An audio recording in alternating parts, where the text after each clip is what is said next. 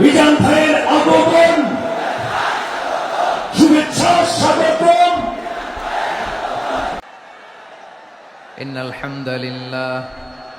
إن الحمد لله نحمده ونستعينه ونستغفره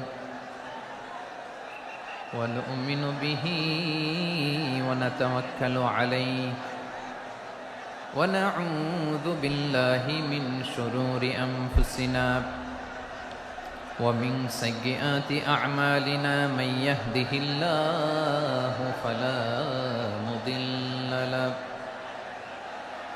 ومن يضلل فلا هادي له أي فلن تجد له وليا مرشدا ونشهد أن لا إله إلا الله وحده لا شريك له هو الذي لا ضد له ولا ند له لا مثل له ولا مثيل له لا وزير له ولا كفيل له لا شبه له ولا شبيه له لا ولد له ولا والد له وهو الواحد الفرد الصمد لم يلد ولم يولد ولم يكن له كفوا أحد ونشهد أن سيدنا ونبينا وحبيبنا وبشيرنا ونذيرنا وطبيبنا وطبيب أرواحنا وحبيبنا وحبيب ربنا محمدا عبد الله ورسوله أرسله بالحق بشيرا ونذيرا وداعيا إلى الله بإذنه وسراجا منيرا أما بعد فقد قال الله تعالى في كلامه المجيد وفي فرقانه الحميد أعوذ بالله من الشيطان الرجيم بسم الله الرحمن الرحيم ولقد كرمنا بني آدم وحملناهم في البر والبحر ورزقناهم من الطيبات وفضلناهم على كثير ممن خلقنا تفضيلا إن الله وملائكته يصلون على النبي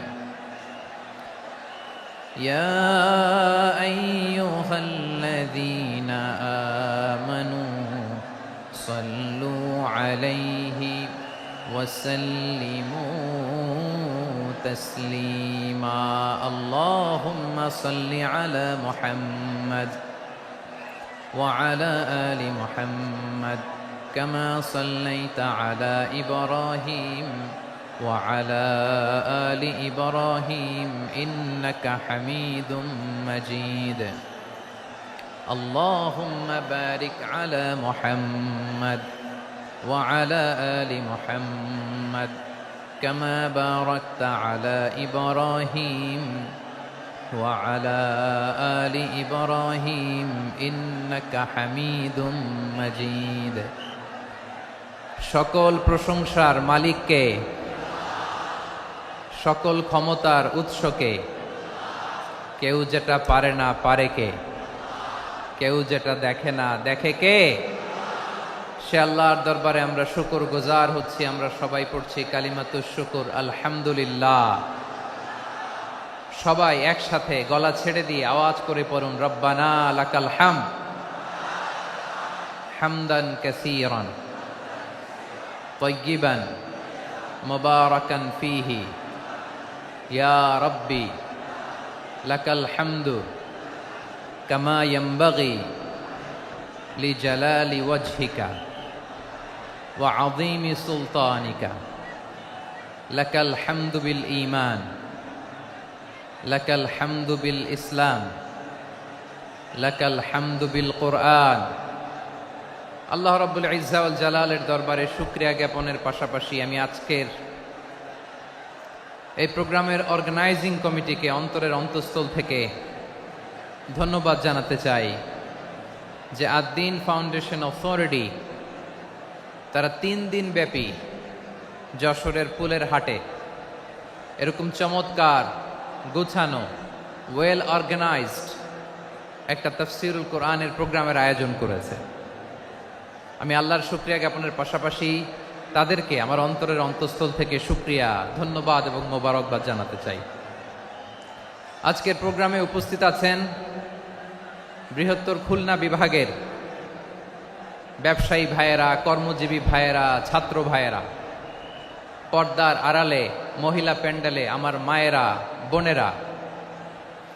উপস্থিত আছেন কওমি মাদ্রাসার মুহতামিম বৃন্দ, আলিয়া মাদ্রাসার প্রিন্সিপাল হুজুর, শিক্ষকবৃন্দ, ছাত্রবৃন্দ, ইমাম সাহেব, খতিব সাহেব, মুয়াজ্জিন সাহেব, আইন শৃঙ্খলায় কর্মরত ভাইয়েরা, ভলান্টিয়ার্স, মিডিয়া কর্মী, সাংবাদিক বন্ধুরা, ইউটিউবার্স, আমি সবাইকে অন্তরের অন্তঃস্থল থেকে শুভেচ্ছা জানিয়ে শুরু করতে চাই। প্রিয় ভাইয়েরা, আমি জানি যশোরের মানুষ খুবই well civilised, they know manners. তারা ম্যানার জানে, অতিথির সাথে কেমন আচরণ করতে হয় যশোরের লোকেরা এটা জানে কি জানে না বলেন? মাশাআল্লাহ। স্টেজ থেকে ইনস্ট্রাকশন আসলে সেটা শুনতে হবে, না শুনলে আমিও বলতে পারবো না, আপনারাও উপকৃত হবেন না।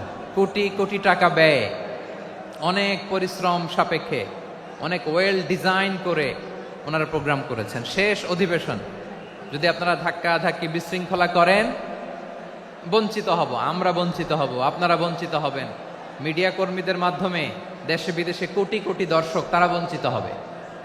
আর যদি একটা নীরব, নিস্তব্ধ, নিঝুম পরিবেশ আমাকে উপহার দেন, আমি জনগুরুত্বপূর্ণ, যেটা রাষ্ট্রের জন্য গুরুত্বপূর্ণ, যেটা সামাজিকভাবে আমাদের জন্য গুরুত্বপূর্ণ, আমার ব্যক্তি জীবনের জন্য গুরুত্বপূর্ণ, গোটা মানবতার জন্য গুরুত্বপূর্ণ, এরকম কিছু বার্তা আজকের এই ঐতিহাসিক যশোরের প্রোগ্রামে আমি রাখতে চাই ইনশাআল্লাহ। কিন্তু সেজন্য সহযোগিতা করতে হবে। যে ডান দিকের ছেলেরা মাশাআল্লাহ বলার সাথে সাথে ঠান্ডা, কিন্তু এখানে এখনো ঠান্ডা হচ্ছে না। তোমরা ভলান্টিয়ারদের কথা শোনো, জায়গা না পেলে পেছনে যাও। ধাক্কাধাক্কি করো কেন ভাইয়েরা? এটা করো না। এই যে তোমাদেরকে দেখতে পাচ্ছি তো, একে অপরকে ধাক্কা ধাক্কি করে আমাকে দেখার চেষ্টা, পেছনে চলে যাও। Move move on, move, sit or move. আমি বারবার থামুন, চুপ করুন বলতে পারবো না। Sit or move on. 9টা প্যান্ডেল আছে, এখানে ধাক্কাধাক্কির কোনো মানে হয় না। তোমরা ধাক্কাধাক্কি করবা, এই জন্য প্যান্ডেল করা হয় নাই 9টা। বসো, কোনো কথা নাই, বসো বসো। কানগুলো খরগোশের কানের মতো খাড়া করো, কোনো আওয়াজ নাই, আওয়াজ নাই, কোনো আওয়াজ নাই। এই যে প্রিয় ভাইয়েরা, আল্লাহর ওয়াস্তে চুপ করুন। যশোরের ভাইয়েরা, আল্লাহর ওয়াস্তে চুপ করুন। আমি 10 থেকে 0 গুনবো, এরপরে যদি আওয়াজ হয় চলে যাব, আমি চলে যাব, কিন্তু কোনো আওয়াজ নাই। আমি কিছু জিজ্ঞেস করলে উত্তর দেওয়ার সময় গলা ফাটায় আওয়াজ করতে হবে, ঠিক কিনা? বাস, এর বাইরে আর আওয়াজ নাই। 10 থেকে 0 গুনবো, হয় বসো, নয় অন্য প্যান্ডেলে যাও, কোনো আওয়াজ হবে না। 10, 9, 8 7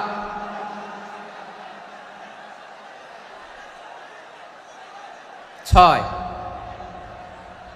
5 4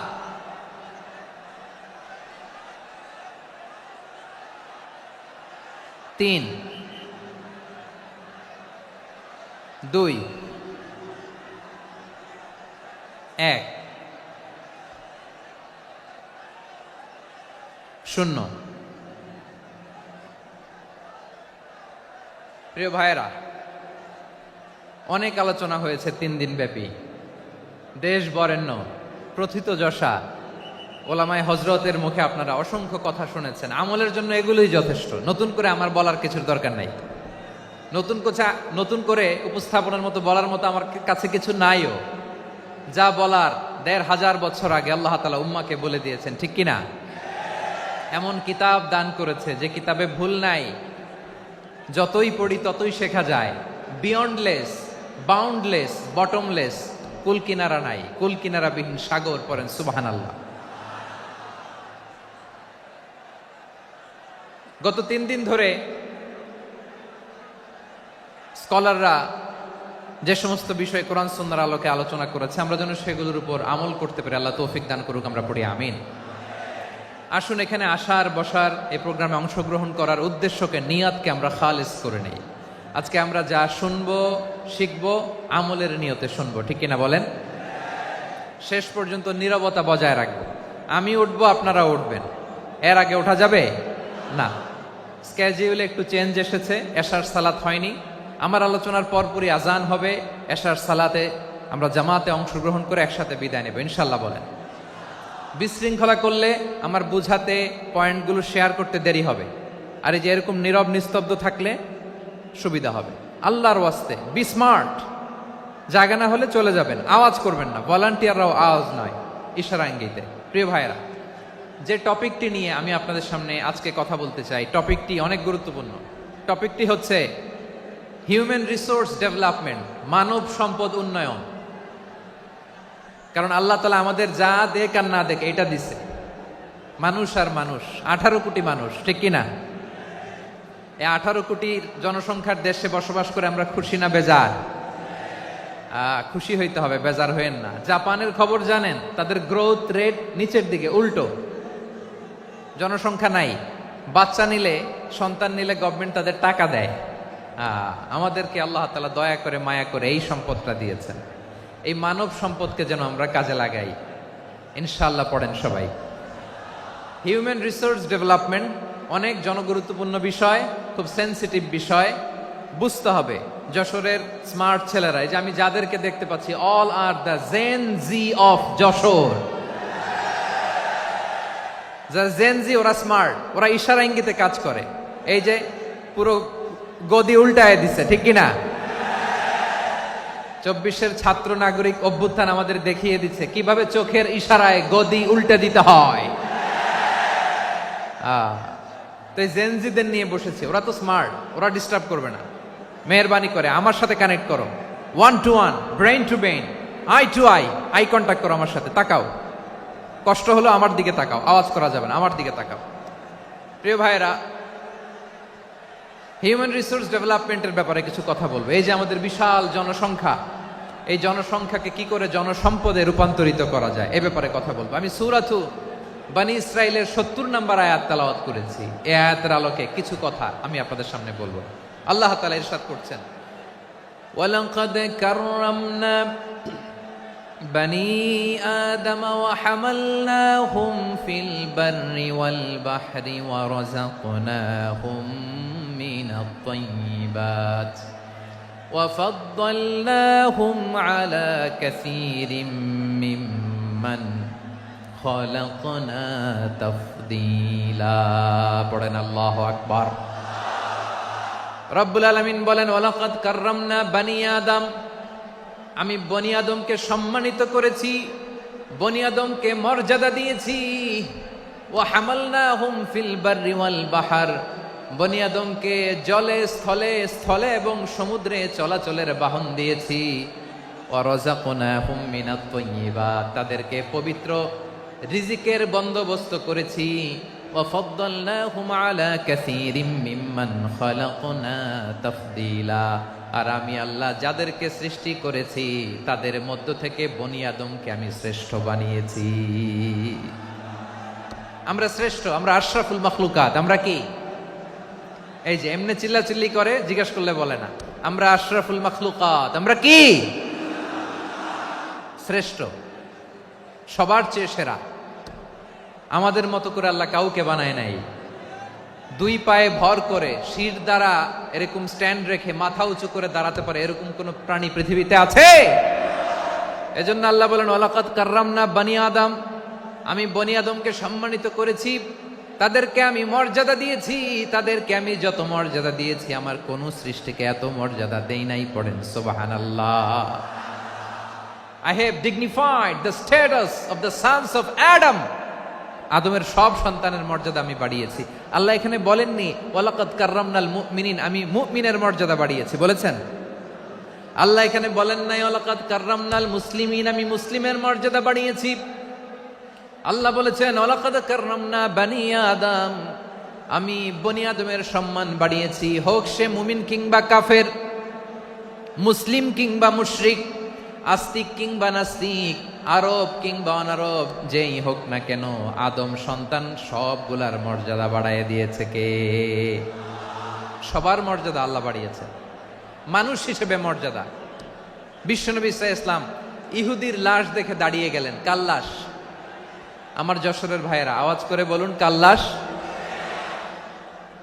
ইহুদির লাশ দেখে দাঁড়ায় গেলেন। সাহাবারা বললেন ইয়া রাসূলুল্লাহ, আপনি দাঁড়ালেন যে, এটা তো ইহুদির লাশ। বিশ্বনবী বললেন আওয়ালাইসাত নাফসান, এটা কি মানুষ নয়? এটা হোক ইহুদি হোক খ্রিস্টান, এটা তো মানুষ। আমি মানুষ দেখে দাঁড়িয়েছি। আই স্যালিউট দ্য হিউম্যানিটি, আমি মানবতাকে সম্মান করেছি। পড়েন সুবহানাল্লাহ। তাহলে এই জমিনে মানুষের মর্যাদা বেশি, হোক আস্তিক হোক নাস্তিক, হোক মুমিন কিংবা কাফের। আদমের সন্তান হলে, মানুষ হলেই তার মর্যাদা বাড়িয়েছে কে? আমার কলিজার টুকরা যশোরের ভাইয়েরা, মানুষের মর্যাদা আল্লাহ এত বাড়িয়েছেন, মানুষ জীবিত থাকলেও যেমনি মর্যাদাবান, মরে গেলেও মর্যাদাবান। সুবহানাল্লাহ পড়েন। মানুষ মরে গেলে এই ডেড বডিটা কি হয়? পচে যায়, গলে যায়, মাটির সাথে মিশে যায়। তাই বলে আপনি ডেড বডির সাথে যাচ্ছে তাই করতে পারবেন না। পারবেন? কেউ যদি অন্যায় করে তাকে যদি আপনি শাস্তির আওতায় আনেন, যা মনে চায় করতে পারবেন না। তারা আগুন দিয়ে পোড়াতে পারবেন না, নাক কাটতে পারবেন না, কান কাটতে পারবেন না, অঙ্গ বিকৃতি করতে পারবেন না। কারণ মানব জাতির মর্যাদা স্বয়ং দিয়েছে কে? ডেড বডি পচে যাবে, গলে যাবে। তারপর ইসলাম বলে না, খবরদার, এই মরা লাশটারও একটা মর্যাদা আছে না নাই? ইসলাম বলে এই লাশটা গলে যাবে, পচে যাবে, কিন্তু এটার অমর্যাদা করো না। কর্পূর দিয়ে, খেজুর পাতা দিয়ে, এটাকে ওয়ার্ম ওয়াটার দিয়ে, গরম পানি দিয়ে ধৌত করো। সাদা শুভ্র ধবধবে কাপড় দিয়ে লাশটাকে তুমি কাভার করো। তারপরে খাটিয়ার মধ্যে লাশটাকে রেখে বিশাল একটা প্রোগ্রাম করো, একটা ফিউনারাল প্রোগ্রাম করো। ওই প্রোগ্রামের ডানে বায়ে পেছনে লাশটারে রাখলে হবে না, প্রোগ্রামের একেবারে সামনটাতে তুমি লাশটাকে রাখো। সুবহানাল্লাহ। একটা ফিউনারাল প্রোগ্রাম করতে হবে, তাকে শেষ বিদায় জানাতে হবে, যেটাকে আমরা জানাজা বলি। কি বলি? জানাজা মানে মাইয়েতের জন্য দোয়া, তার জন্য দোয়া করা হয়। তাকে একটা সিস্টেমেটিক অর্ডারে কবরে রাখা হয়, সুন্দরভাবে সেটাকে কবরস্থ করা হয়, মাটি দেয়া হয়, পানি দেয়া হয়। তার মানে মরে গেলেও মানুষের সম্মান বাড়ায় দিয়েছে কে? এজন্য আল্লাহ বললেন ওয়ালাকাদ কাররামনা বানি আদম, বনি আদমের সম্মান মর্যাদা আমি আল্লাহ বাড়িয়ে দিয়েছি। মানুষের সম্মানে তুমি কখনো আঘাত করো না, ঠিক কি না? তাহলে ভাই, প্রথম মেসেজ হচ্ছে the first and foremost message tonight to the people of Jessore. আল্লাহ বলেন I have dignified the status of son of Adam, আমি বনি আদম সবার মর্যাদা বাড়িয়ে দিয়েছি। হোক আস্তিক নাস্তিক, হোক কাফের কিংবা মুশরিক, তার মর্যাদা বাড়াই দিছে কে? যখন বন্যা হয় আমরা ত্রাণ নিয়ে যাই, আমরা শুধু মুসলমানদেরকে ত্রাণ দেই নাকি? হ্যাঁ, আমরা মুসলমানকেও দেই, অমুসলমানকেও দেই, হিন্দুকেও দেই, বৌদ্ধকেও দেই। যেখানেই মানবতা বিপন্ন সেখানে ইসলামের হেল্পিং হ্যান্ড আছে না নাই? সুবহানাল্লাহ। কি দিন আমরা পেয়েছি, কি বিধান আমরা পেয়েছি। ওয়ালাকাদ কাররামনা বানি আদম। আমি বনি আদমকে সম্মানিত করেছি।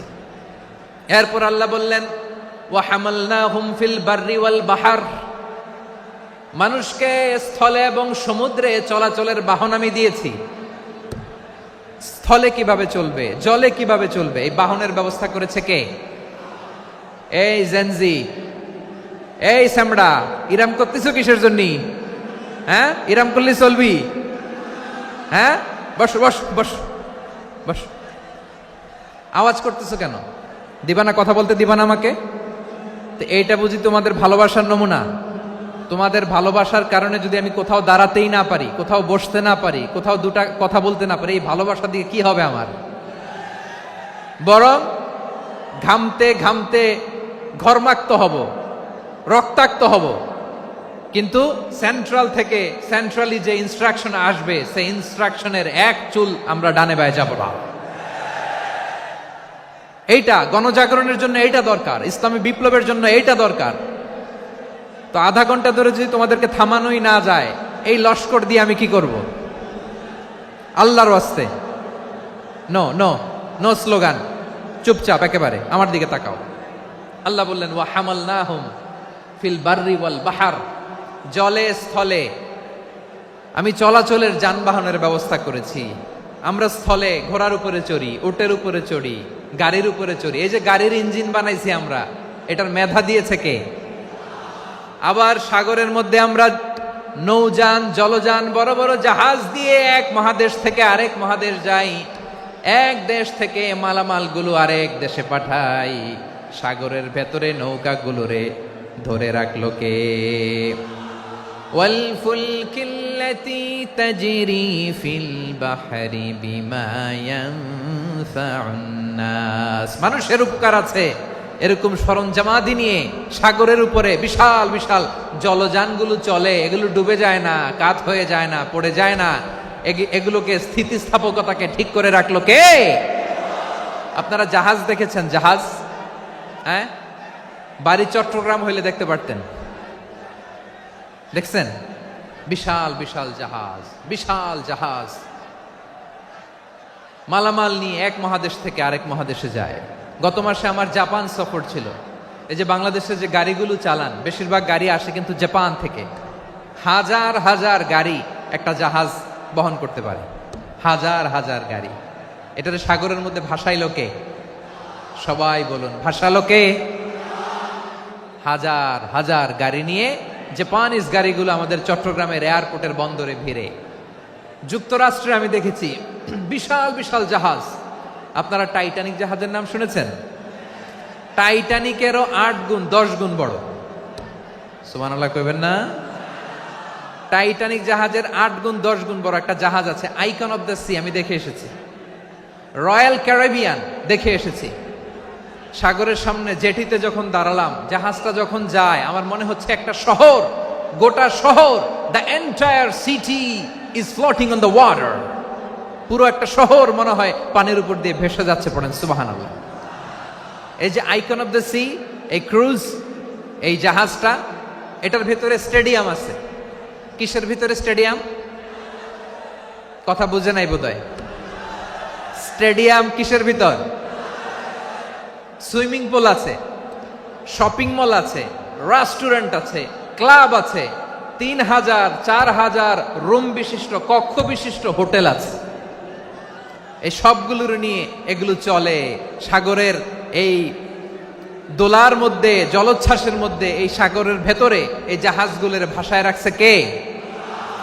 সূরাতুর রহমানে আল্লাহ তাআলা বললেন ওয়ালাহুল জাওয়ারিল মুনশাআতু ফিল বাহরি কাল আ'লাম ফাবিআইয়ি আলা, সবাই পড়েন ফাবিআইয়ি আলাই রাব্বিকুমা তুকাযযিবান। পাহাড় সম বড় বড় জাহাজগুলো মাল বোঝাই করে সাগরের মধ্যে ভেসে বেড়ায়। এগুলো দিয়ে মালামাল বহন করা যায়, মানুষরা এক দেশ থেকে আরেক দেশে যায়। এই জাহাজগুলোরে সাগরের ভেতরে ভাসায় রাখলো কে? এই আয়াতের ভেতরে আল্লাহ তাআলা সূরাতু বানী ইসরাঈলের এই চমৎকার আয়াতের ভেতরে আল্লাহ তাআলা বেসিকলি মানব জাতির প্রতি তার 4টি স্পেশাল অনুগ্রহের কথা বলেছেন। কয়টি? দুইটা বলে ফেলছি। এক নাম্বার ওয়ালাকাদ কাররামনা বানি আদম, আমি বনি আদমের সম্মান বাড়াইছি। নাকি মুসলমানদের, নাকি মুসল্লিদের? কার সম্মান বাড়িয়েছি? বনি আদমের। তাহলে human dignity, the first part of the verse talks about the human dignity. দুই নাম্বার অংশ আল্লাহ তাআলা বললেন ওয়া হামালনাহুম ফিল বাররি ওয়াল বাহর, স্থলে এবং সমুদ্রে আমি তাদের জন্য চলাচলের বাহন দিয়েছি। সুবহানাল্লাহ। তার মানে smooth movement on land and sea, জলে এবং স্থলে যাতে আমরা স্মুথলি মুভ করতে পারি আল্লাহ তাআলা দিয়েছেন। তিন নম্বর আল্লাহ তাআলা বললেন ওয়া রাযাকনাহুম মিনাত তাইয়্যিবাত, মানুষের জন্য আমি পবিত্র রিজিকের ব্যবস্থা করেছি। জলে এবং স্থলে যত প্রাণী আছে সবগুলা প্রাণীকে রিজিক দেয় কে? আমাদেরকে রিজিক দেয় কে? সাগরের মাছগুলোকে, বড় বড় তিমি মাছগুলোরে রিজিক দেয় কে? বাতাসের মধ্যে ভেসে বেড়ানো বড় বড় পাখিগুলো, স্ক্যান্ডিনেভিয়ান কান্ট্রি থেকে লক্ষ লক্ষ কোটি কোটি পাখিগুলো যে এক দেশ থেকে আরেক দেশে ট্রান্সফার হয়, এগুলোর রিজিক দেয় কে? রব্বুল আলামিন বলেন ওয়ামা মিন দাব্বাতিন ফিল আরদি ইল্লা আলাল্লাহি রিজকুহা ওয়া ইয়ালামু মুস্তাকাররাহা ওয়া মুস্তাওদাআহা কুল্লুম ফি কিতাবিম মুবিন। আল্লাহু আকবার। রব্বুল আলামিন বলেন ভূপৃষ্ঠে বিচরণশীল যত প্রাণী আছে সব প্রাণীগুলোকে আমি আল্লাহ আমার নিজের কুদরতে রিজিকের বন্দোবস্ত করি। এই প্রাণীগুলো কোথায় থাকে, কোথায় যায়, সব জায়গায় আমি রিজিক পৌঁছে দেই। রিজিক কেউ দিতে পারে না, রিজিকের মালিক কে? রিজিকের মালিক তিনি আল্লাহ। এজন্য আল্লাহ তাআলা বললেন ওয়া রাযাকনাহুম মিনাত তাইয়্যিবাত। এরপর আল্লাহ বললেন ওয়া ফাদ্দালনাহুম আলা কাসীরিম মিম্মান খালাকনা তাফদীলা। আমি যত প্রাণী সৃষ্টি করেছি সকল প্রাণীর মধ্যে মানুষের মর্যাদা, শ্রেষ্ঠত্ব আমি দিয়েছি। সুবহানাল্লাহ পড়েন। তাহলে এক নম্বরে আল্লাহ বললেন আমি বনি আদমের মর্যাদা বাড়ালাম। এরপরে বললেন স্থলে এবং সমুদ্রে চলাচলের জন্য যানবাহন দিলাম। তিন নম্বরে আল্লাহ বললেন পবিত্র রিজিকের ব্যবস্থা করে দিলাম। এরপরে আল্লাহ বললেন যত প্রাণী আছে, সৃষ্টি আছে, সবগুলার উপরে আমি মানুষকে শ্রেষ্ঠত্ব দিলাম। সুবহানাল্লাহ। তাহলে সবচেয়ে বেশি শ্রেষ্ঠত্ব মানুষের। কার?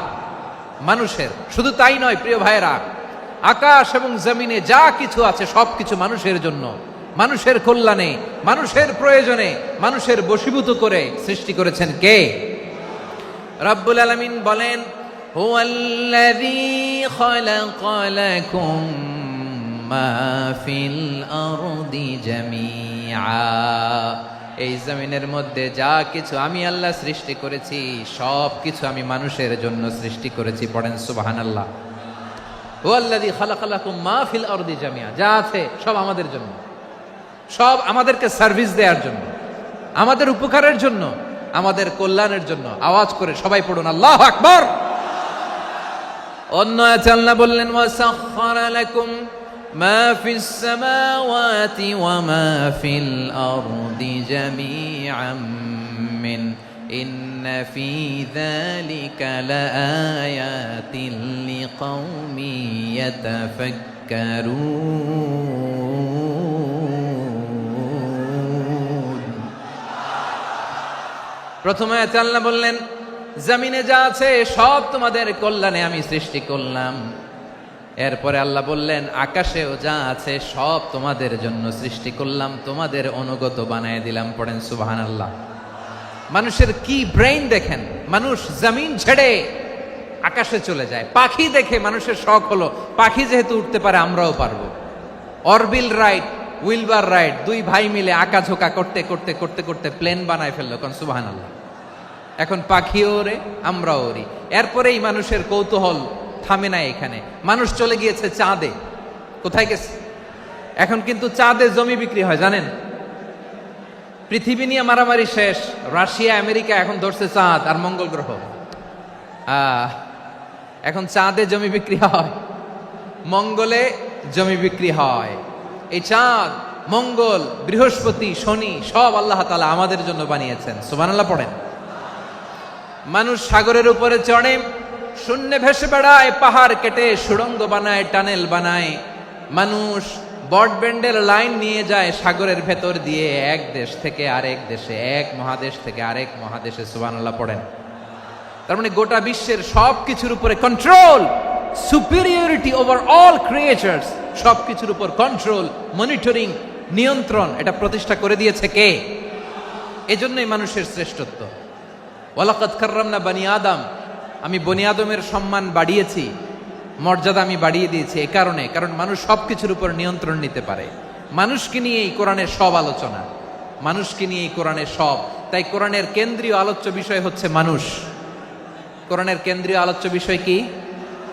যশোরের ভাইয়েরা বুঝে থাকলে সবাই বলবেন, কোরআনের কেন্দ্রীয় আলোচ্য বিষয় কি? এই যে আমি মূল আলোচনায় যাচ্ছি এখন। কেন মানুষ কোরআনের কেন্দ্রীয় আলোচ্য বিষয়? এই যে ভাইয়েরা, এই যে হাত জোর করে, এই যে Jessore Gen Z, the smart people of Jessore, হাত জোর করে বলতেছে, হাত জোর করে তোদের কাছে আল্লাহর দোহাই লাগে, স্টপ স্টপ। শুরুতে একবার বলেছে জায়গা না হলে আস্তে আস্তে ধাক্কা দিবা, সামনে না পিছনে, দিয়ে দিয়ে বেরোয় চলে যাও। এলইডিতে দেখো, এই যে আল্লাহর ওয়াস্তে জায়গা না হলে ওদিকে যাও। কোরআনের মাহফিলে বিশৃঙ্খলা, এটা কাফিরদের আলামত। কাফিররা শীষ দিত, শীষ। বিশ্বনবী কোরআনের তাফসির করলে কাফিররা শীষ দিত আর ক্ল্যাপিং করত, হুইসেল এন্ড ক্ল্যাপিং। তো আমরা কি এখানে বিশৃঙ্খলা করতে আসছি? তো বারবার থামানো লাগে কেন? কোনো আওয়াজ হবে না, বললাম তো, স্টপ। আওয়াজ করে বলুন, কোরআনের কেন্দ্রীয় আলোচ্য বিষয় কি? সবাই বলেননি। এতগুলো মানুষ উত্তর দিলে এতটুকু আওয়াজ হয়, অন্তত আমি বিশ্বাস করি না। যশোর, আওয়াজ করে বলো, কোরআনের কেন্দ্রীয় আলোচ্য বিষয় কি? মানুষ। এই মানুষ কোরআনের কেন্দ্রীয় আলোচ্য বিষয়। মানুষকে আল্লাহ স্বাধীনতা দিয়েছেন। ফামান শাআ ফালইউমিন ওয়া মান শাআ ফালইয়াকফুর। চাইলে মুমিন হতে পারো, চাইলে কাফের হতে পারো, তোমার ইচ্ছা। তবে জেনে রাখো, মুমিন হলে পাবা জান্নাত, কাফির হলে পাবা জাহান্নাম। নাও দ্য ডিসিশন ইজ ইয়ার্স। সিদ্ধান্ত তোমার, জান্নাতে যাবা না জাহান্নামে যাবা। যশোরের ভাইয়ের আওয়াজ করে বলুন, কই যেতে চান, জান্নাতে না জাহান্নামে? ডান দিকে না বাম দিকে? ডানপন্থী না বামপন্থী? চিল্লা চিল্লি না চুপচাপ? চুপচাপ কয়ে আবার চিল্লাচিল্লি শুরু করেছে। মাশাআল্লাহ, গুরুত্বপূর্ণ কথা বাকি আছে, আমাকে সহযোগিতা করতে হবে। মাশাআল্লাহ, এই তো ঠান্ডা হয়েছে। হ্যাঁ, ঠিক আছে ঠিক আছে ঠিক আছে। মানুষকে আল্লাহ এত স্বাধীনতা দিয়েছেন, মানুষ চাইলে অনেক ভালো হইতে পারে। ভালোর রাস্তাও খোলা, খারাপ হওয়ার রাস্তাও খোলা। ভালো হইলে মানুষ অনেক ভালো, খারাপ হইলে অনেক খারাপ। ভালো হইলে সবচেয়ে ভালো, খারাপ হইলে সবচেয়ে খারাপ। এজন্য সিদ্ধান্ত আপনাকে নিতে হবে। আল্লাহ তাআলা বলছেন, লাকাদ খালাকনাল ইনসানা ফি আহসানি তাকওয়িম সুম্মা রাদাদনাহু আসফালা সাফিলিন। আমি মানুষকে অনেক সুন্দর অবয়বে, সুন্দর আকৃতিতে সৃষ্টি করেছি।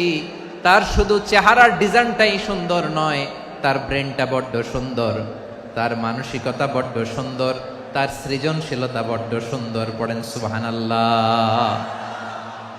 আমাদের চেহারা, অবয়ব, ডিজাইন যে সুন্দর তা না, আমাদের ব্রেনটা অনেক সফিস্টিকেটেড ব্রেন, অনেক সফিস্টিকেটেড। এই 1.5 কেজি ব্রেন ইউজ করে মানুষ গোটা বিশ্বে সভ্যতা বিনির্মাণ করেছে, ঠিক কিনা? এই ব্রেন আল্লাহ তাআলা আমাকে দিয়েছে। এটারে কাজে লাগালে, আপনার 6 সেন্স কাজে লাগালে আপনি অনন্য মানুষ হয়ে উঠবেন, মহামানবে রূপান্তরিত হবেন। মানুষ হতে পারে, চাইলেই মহামানব হতে পারে। আবার যদি মানুষ চায় খারাপও হতে পারে। আল্লাহ বললেন শুধু ভালোই না, ভালো হতে চাইলে অনেক ভালো তুমি হতে পারো, আবার খারাপ হতে চাইলে অনেক খারাপ তুমি হতে পারো। সুম্মা রাদাদনাহু আসফালা সাফিলিন।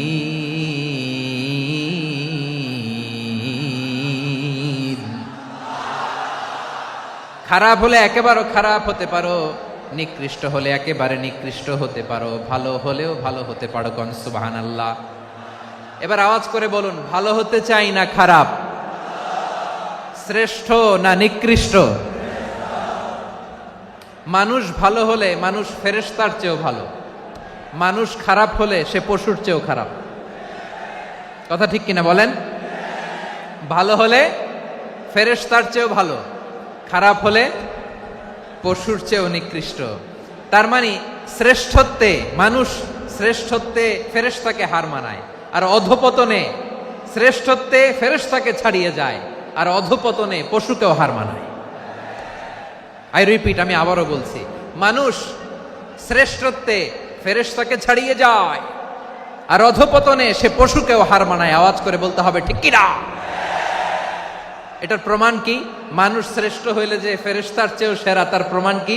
আল্লাহ তাআলা বলছেন, ওয়া ইয কুলনা লিল মালাইকাতি ইসজুদু লিআদাম ফাসাজাদু ইল্লা ইবলিস আবা ওয়াস্তাকবারা ওয়া কানা মিনাল কাফিরিন। আল্লাহ বলেন, স্মরণ করো সে সময়ের কথা যখন আমি ফেরেশতাদেরকে বললাম, ও ফেরেশতারা আদমকে সেজদা দাও। সব ফেরেশতারা সম্মান সূচক সেজদা আদমকে দিল, তারা আদমের জন্য সেজদায় লুটিয়ে পড়লো, একজন ছাড়া, তার নাম ইবলিস। আওয়াজ করে বলেন তার নাম কি? সে অহংকার প্রদর্শন করলো, সে কাফের হয়ে গেল, বাকি সব ফেরেশতারা সেজদা দিল। সুবহানাল্লাহ। আবার আদম আলাইহিস সালামকে আল্লাহ জিজ্ঞেস করলেন, সব বলে দিল উত্তর, কিন্তু ফেরেশতাদেরকে একই প্রশ্ন জিজ্ঞেস করলেন, তারা উত্তর করতে পারে নাই। তার মানে এর মধ্য দিয়ে প্রমাণিত হয়, মানুষ ভালো হলে ফেরেশতার চেয়েও ভালো, ফেরেশতার চেয়েও মানুষের মর্যাদা বাড়িয়ে দিয়েছে কে? সব নূরের ফেরেশতা যখন মাটির আদমকে সেজদা দেয়, এটা প্রমাণ করে ফেরেশতার চেয়েও মানুষের মর্যাদা বাড়িয়ে দিয়েছে কে? তুমি মাটির আদমকে প্রথম সৃষ্টি করিয়া ঘোষণা করিয়া দিলে শ্রেষ্ঠ বলিয়া, তাই তো নূরের ফেরেশতা করে আদমকে সেজদা। ঠিক কিনা বলেন? তাই তো নূরের ফেরেশতা করে আদমকে সেজদা, সবার চেয়ে সম্মান দিলে মাটির আদমকে। আল্লাহু আল্লাহু তুমি জাল্লে জালালুহু, শেষ করা তো যায় না গে তোমার গুণগান। পড়েন না? পড়েন। আল্লাহু আল্লাহু তুমি জাল্লে জালালুহু, শেষ করা তো যায় না গে তোমার গুণগান। আল্লাহু আল্লাহু আল্লাহু আকবার। আদমের মর্যাদা বেশি, মানুষের মর্যাদা বেশি, মানুষ শ্রেষ্ঠ, তার প্রমাণ নূরের ফেরেশতা মাটির আদমকে সেজদা করে। আওয়াজ করে বলেন ঠিক কিনা? তাহলে মানুষ ভালো হলে ফেরেশতার চেয়ে ভালো, আবার মানুষ যদি খারাপ হয় সে পশুর চেয়েও খারাপ। অধপতনে পশুত্বকে হার মানায়। তার প্রমাণ? তার প্রমাণ কি? তার প্রমাণ হচ্ছে, যশোরের ভাইরা দেখবেন পত্রিকায় নিউজ পেপারে মাঝে মাঝে এরকম দেখা যায়, এক মানুষ আরেক মানুষকে হত্যা করে 20 টুকরা করে বস্তার ভিতরে ভরেছে। আপনারা এই নিউজ পড়েন নাই না? দেখেন নাই? দেখছেন? মানুষ মানুষকে হত্যা করে কয় টুকরা? জোরে বলেন। এখানেই ক্ষান্ত হয় না, আবার কোথায় ভরছে? বস্তার ভেতরে। আচ্ছা, বুঝে থাকলে আওয়াজ করে বলেন, কোনদিন শুনছেন একটা হাতি আর একটা হাতিকে হত্যা করে 20 টুকরা করছে, এরপরে বস্তার ভিতরে ভরছে? হইছে? তাহলে দেখেন, মানুষ যদি খারাপ হয় সে পশুকেও হার মানায়। চিল্লায় বলো ঠিক কিনা? এমনও দুশ্চরিত্র মানুষ আছে যার যার নজর থেকে 6 মাসের ছোট্ট মেয়ে থেকে শুরু করে 80 বছরের বৃদ্ধারাও নিরাপদ নয়। পশুকেও হার মানে। মানুষ মানুষের ঘর জ্বালিয়ে পুড়ে মেসাকার করে দেয়, জনপদের পর জনপদ জ্বালায় দেয়। এরকম আছে না নাই? বোমা মেরে শহরগুলো উড়িয়ে দেয়। এই যে ইসরায়েল গাজার মধ্যে যে অ্যাটাক করেছে, এরা মসজিদ মানে নাই, মসজিদে বম ফেলেছে। এরা খ্রিস্টানদের চার্চ গির্জা মানে নাই, গির্জায় বম ফেলেছে। পৃথিবীর ইতিহাসে never happened in the history of the world that someone bombed on a hospital, on a ICU center. এমন হাসপাতাল যেখানে আইসিইউর রোগীরা আছে, ওই হাসপাতালের উপরও ইসরায়েলি সৈনিকেরা বোমা মেরেছে। জোরে বলেন ঠিক কিনা? এরা মানুষ। আওয়াজ করে বলেন, এরা মানুষ না। প্রিয় ভাইয়েরা, চোখ কান নাক মুখ থাকলেই মানুষ না। যা সামনে দেখেন এগুলো সব মানুষ না, এগুলো জনসংখ্যা। এগুলো কি? সবাই বলুন, এগুলো কি? বাড়ছে জনসংখ্যা, কমছে মানুষ। বাড়ছে জনসংখ্যা, কমছে। এই দুনিয়া এখন তো আর সেই দুনিয়া নাই, মানুষ নামের মানুষ আছে দুনিয়া বোঝাই, সেই মানুষের ভিড়ে আমার আসল মানুষ নাই। ঠিক কিনা? আসল মানুষের বড্ড অভাব, আসল মানুষের বড্ড অভাব। আমার ভাইয়েরা, মানুষ খারাপ হলে পশুকেও হার মানায়। আচ্ছা, আওয়াজ করে বলেন, এই যশোরের ছেলেরা এদিক তাকাও, আওয়াজ করে বলো, যে ইসরায়েলি সোলজাররা উপর থেকে বোমা মারলো তারাও মানুষ? তারাও কি? ওরাও রক্তে মাংসে মানুষ, ওদেরও পরিবার আছে। বোমা মেরে যেই মেয়েটাকে তারা অনাথ বানায়, ইয়াতিম বানায়, ও কিন্তু বাসায় ওর মেয়েটাকে রেখে আসছে। ঠিক কিনা বলেন? বম্বিং করে যে বাবাকে মেরে, স্বামীকে মেরে স্ত্রীকে বিধবা বানায়, তারও ঘরে স্ত্রী আছে। উপর থেকে বোম মেরে মানুষ মেরে দিচ্ছে, তারাও মানুষ। 1945 সালের 6 আগস্ট আমেরিকান সোলজাররা হিরোশিমায় বোম মেরেছে। আমি নিজে দেখে এসেছি জাপানের হিরোশিমাতে। সকাল 8:15 মানুষ কেউ অফিসে যাচ্ছিল, কেউ খেতে খামারে কাজ করতে যাচ্ছিল। লিটল বয় নামে একটা বোম মেরেছে তারা। এই বোমের আঘাতে, পারমাণবিক এই বোমার রেডিয়েশনে আঘাতে, বোম ব্লাস্ট হওয়ার পরে মুহূর্তের মধ্যে 1,40,000 নাই। উপর থেকে যারা মারতেছে এরাও মানুষ, যাদেরকে মারলো তারাও। তার মানে মানুষে মানুষে পার্থক্য আছে না? নেই? মানুষে মানুষে পার্থক্য আছে। নাক কান চোখ মুখ থাকলেই মানুষ নয়। বাড়ছে জনসংখ্যা, কমছে মানুষ। চিল্লায় বলো ঠিক কিনা? তাহলে আমরা বুঝলাম, মানুষ ভালো হলে অনেক ভালো, খারাপ হলে অনেক খারাপ। ও আমার কলিজার টুকরা যশোরের ভাইয়েরা, আসুন না 3 দিন ব্যাপী এই তাফসিরুল কোরআনের ঐতিহাসিক প্রোগ্রাম থেকে আমরা সিদ্ধান্ত নেই, আমরা ভালো মানুষ হব নাকি খারাপ মানুষ হব। কলিজা থেকে, প্রাণ থেকে আওয়াজ করে সবাই বলুন, ভালো মানুষ নাকি খারাপ মানুষ? ভালো মানুষ হইতে হবে। ভালো মানুষ যারা জগৎটাকে এনলাইটেন করবে, যারা এনলাইটেন করবে, যারা সত্যের বীর সেনানী হয়ে দাঁড়াবে, যারা সত্যের পক্ষে কথা বলবে, যারা জালিমের মসনদকে ভেঙে খান খান করে দেবে। এরকম হওয়ার দরকার আছে না নাই? এরকম ভালো মানুষ আমরা হতে চাই কি চাই না? মানুষকে যত্ন নিলে মানুষ যে কত ভালো হয় আপনি কল্পনাও করতে পারবেন না। এই যে আপনাদের যশোরে যে ভালো ছেলেগুলো আছে, যে ভালো তরুণগুলো আছে, যে যুবকগুলো আছে, যে ভালো আলেমরা আছে, ভালো নেতারা আছে, সবাই যদি তাদের মতো হতো, পুরো যশোরটা একটা জান্নাতের টুকরা হয়ে যেত। আওয়াজ করে বলেন ঠিক কিনা? মানুষকে নার্চারিং করলে, মানুষকে পলিশ করলে, মানুষকে গ্রুমিং করলে, মানুষকে সঠিক তারবিয়া দিলে মানুষ অনন্য হয়ে ওঠে। প্রতিটি মানুষ অনন্য।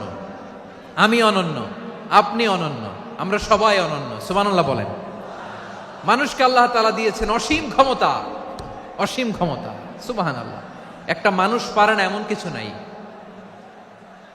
একটা মানুষ পারে না এমন কিছু নাই।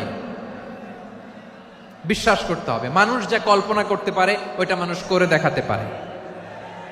যশোরের ভাইয়ের, আই রিপিট, আমি আবারও বলছি, এই চিল্লাচিল্লি করলে আমার এই গুরুত্বপূর্ণ কথা তোমরা মিস করবা, মিস করবা। কপাল পড়া হয়েও না, আওয়াজ করে কপাল পড়া হবে না। আমার দিকে তাকাও। মানুষ, মানুষ যা কল্পনা করতে পারে সেটা মানুষ করে দেখাতে পারে। তুমি তোমার কল্পনার রাজ্যকে সাজাও, তোমাকে হারাতে পারে এমন কোন শক্তি আল্লাহর জমিনে নাই। তোমার কি শক্তি, কি সম্ভাবনা তুমি জানোই না মিয়া। তুমি এদিকে তাকাও কেন? তোমার রাস্তা তো ওই দূরে। তুমি কোথায় যাবে, আল্লাহ তোমার টেনে কোথায় নিয়ে যাবে তুমি কিছুই জানো না। Plan big, dream big. কল্পনার শক্তিকে বড় করো। মানুষ যা কল্পনা করতে পারে মানুষ তা করে দেখাতে পারে। মানুষের কাছে অসাধ্য কিছু নাই মৃত্যু ছাড়া, অ্যাকসেপ্ট ডেথ। মৃত্যু ছাড়া মানুষ সবকিছুকে জয় করতে পারে। মৃত্যু ছাড়া যে কোনো অসাধ্যকে সাধন করার ক্ষমতা মানুষকে দিয়ে দিয়েছে কে? হারার জন্য তোমার জন্মই হয় নাই, তোমার জন্ম হয়েছে জিতার জন্য, বিজয়ের জন্য তোমার জন্ম। মানুষের শুরুটাই হয় বিজয় দিয়ে। যশোর, আওয়াজ করে বলো, মানুষের শুরু হয় কি দিয়ে? আমরা যখন আমার পিতার পৃষ্ঠদেশে ছিলাম, পিতার পৃষ্ঠদেশ থেকে শুক্রাণু যখন মায়ের গর্ভদেশে যেয়ে পড়ে, কতটা শুক্রাণু ভ্রমণ শুরু করে জানো? 20 কোটি শুক্রাণু। একবার সিমেন আউট হলে সেখানে 20 কোটি শুক্রাণু থাকে, ভ্রমণ শুরু করে। ওই 20 কোটি শুক্রাণুর মধ্য থেকে তুমি আমি আজকে এক বিকশিত শুক্রাণু মানব রূপে পৃথিবীতে এসেছি। সুবহানাল্লাহ। ওই 20 কোটি শুক্রাণুর প্রতিযোগিতায় সবাইরে পেছনে ফেলে সেদিন আমি সফল হয়েছিলাম, সেদিন আমি বিজয়ী হয়েছিলাম। সেদিন আমি এত ছোট ছিলাম, মাইক্রোস্কোপ দিয়েও আমার অস্তিত্ব টের পাওয়া যায় না। আমি এত তুচ্ছ ছিলাম, নগণ্য ছিলাম। আমার কান ছিল না, আমার চোখ ছিল না, আমার হাত ছিল না, আমার জন্য রিকমেন্ডেশন করার মতো মামু ছিল না, খালা ছিল না, কেউ ছিল না। তারপরেও ওই প্রতিযোগিতায়, ওই কম্পিটিশনে যখন আমারে কেউ হারাতে পারে নাই, আল্লাহর জমিনেও আমারে কেউ হারাতে পারে না। হারার জন্য তোমার জন্মই হয় নাই, তুমি আসছোই জিতার জন্য। সুবহানাল্লাহ। বিশ্বনবী বলেন, আন্নাসু মাআদিন কামাআদিনি যাহাবি ওয়াল ফিদ্দা খিয়ারুহুম ফিল জাহিলিয়াতি খিয়ারুহুম ফিল ইসলাম। Peoples are like mines of gold and silver. সোনার খনি, রূপার খনি, এর চেয়েও বড় খনি হচ্ছে এই মানব সম্পদের খনি। আওয়াজ করে বলেন আল্লাহু আকবার। আল্লাহ তাআলা এই সম্পদ আমাদেরকে দিছে। বিশ্বনবী বলেন, মানুষ হচ্ছে খনির মতো। খিয়ারুহুম ফিল জাহিলিয়াতি খিয়ারুহুম ফিল ইসলাম। জাহিলি যুগে যারা সেরা, ইসলামেও তারা সেরা। ইদা ফাকুহু, যদি তারা বুঝবান হয় তাহলে তাদেরকে সেরা বানায় দিবে কে? তাহলে মানুষের চেয়ে সেরা কেউ হতে পারে? মানুষের চেয়ে অনন্য কেউ হতে পারে? মানুষকে কেউ হারাতে পারে? আওয়াজ করে বলো, তোমাকে কেউ হারাতে পারবে? এই সাহস জাগছে আজকের আলোচনা থেকে। আমি তুমি অনন্য, আমাকে তোমাকে হারায় দেওয়া এত সহজ না, ঠিক কিনা? একটা কথা জীবনের সাথে সেট করে নিতে হবে, আমি জিতি নয় শিখি, আমি কখনো হারি না। জীবনের সাথে সেট করে নাও, জেনজি অফ যশোর, আমি কখনো হারি না, আমি হয় জিতি নয় শিখি। চিল্লায় বলো ঠিক কিনা? আমি কখনো হারি না, আমার হারানো এত সোজা না। কি সাহস জাগছে? বুকে সাহস জাগছে? তাকবীর পড়ো, লিল্লাহে তাকবীর। তাহলে বিশ্বনবী বললেন, নাসু মাআদিন, মানুষ হচ্ছে খনি। এই ধাক্কা ধাক্কি আমি জানি এগুলো ভালোবাসার ধাক্কা ধাক্কি, এজন্য আমি সহ্য করে নেই। এগুলো যে ভালোবাসার ধাক্কা ধাক্কি এটা আমরা বুঝি। পৃথিবীর কোন আইন, সিকিউরিটি প্রটোকল দিয়ে এটারে মানানো যাবে না, কারণ এটা তো ভালোবাসা, লাভ। লাভ কোনো আইন কানুন দিয়ে বাধা যায় না, মানানো যায় না, ঠিক কিনা বলো?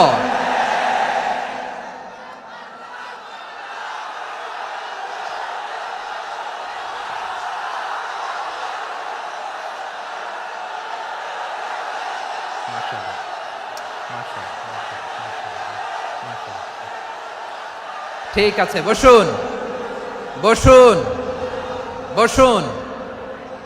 আল নাসু মাআদিন, মানুষ হচ্ছে খনি। এই খনির যত্ন নিতে হবে। আমার মা বাবা যারা এসেছেন, আপনার ছেলে মেয়ের যত্ন নেন। আপনার ছেলের মধ্যে যে কি পটেনশিয়াল আপনি জানেন না। আপনার এই ছোট্ট অবুজ ছেলেটাই আগামী দিনের শায়েখ আহমদুল্লাহ হবে। আপনার হেফজখানায় পড়া ওই ছোট্ট ছেলেটাই আগামী দিনের আল্লামা মামুনুল হক হবে। আপনার ওই ছেলেটা আমির হামজা হবে, আব্দুল হাই সাইফুল্লাহ হবে।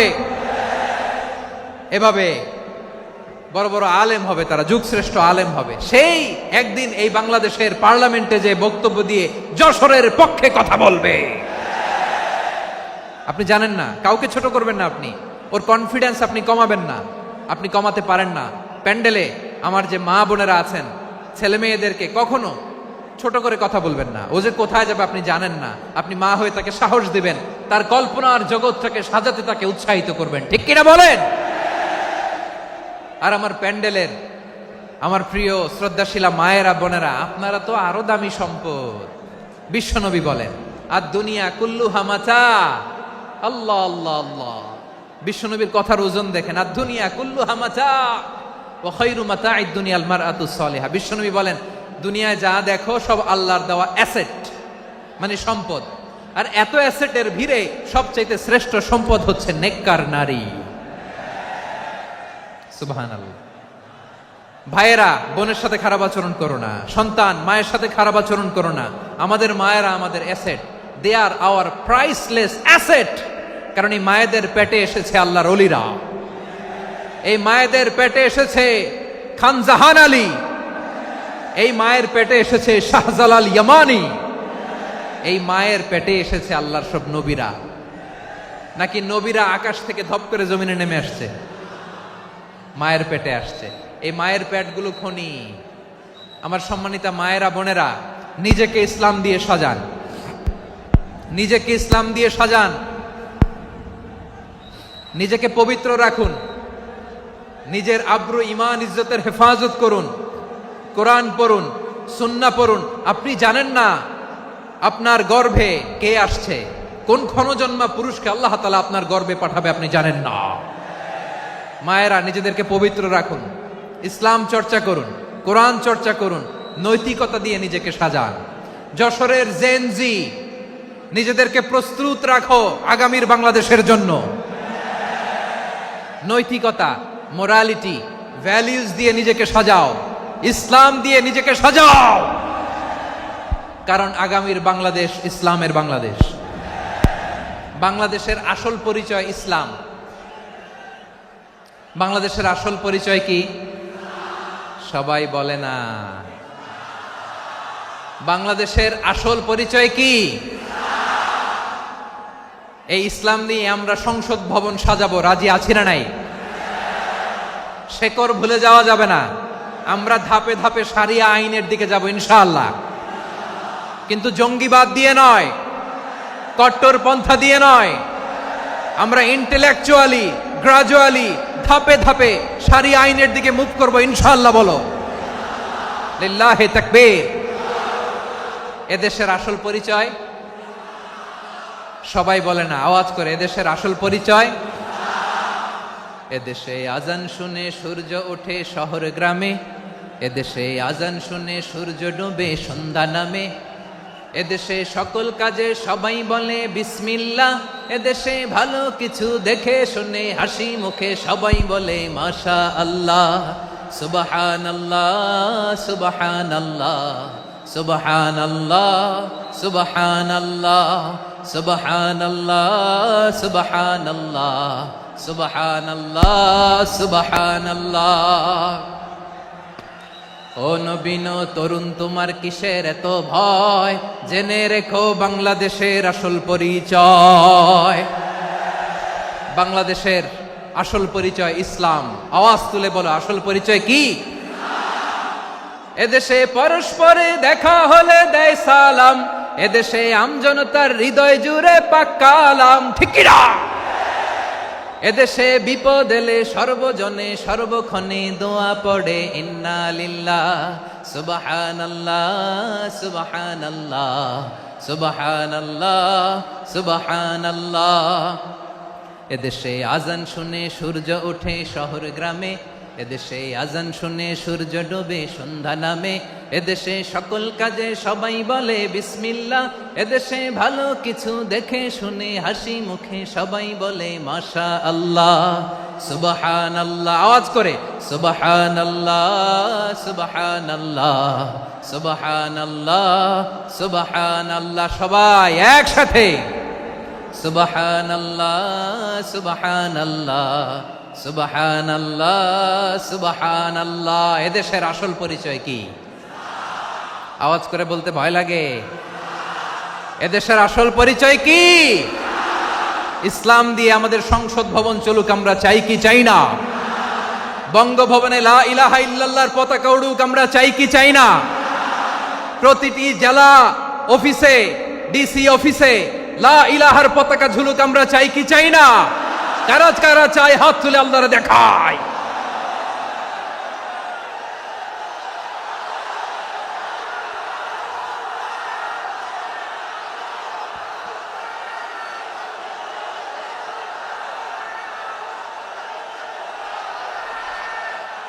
মাশাআল্লাহ, মাশাআল্লাহ, মাশাআল্লাহ, মাশাআল্লাহ। যশোর, আওয়াজ করে বলো, ভালো মানুষ না খারাপ মানুষ? বুঝে বলছো তো? মানুষ ভালো হলে যে কত ভালো। এই মানুষকে যত্ন নিলে, মানুষকে মানুষ বানালে যে সে কি হতে পারে শুনবা? হ্যাঁ, নাকি মোনাজাত দিয়ে দিব? শুনবা?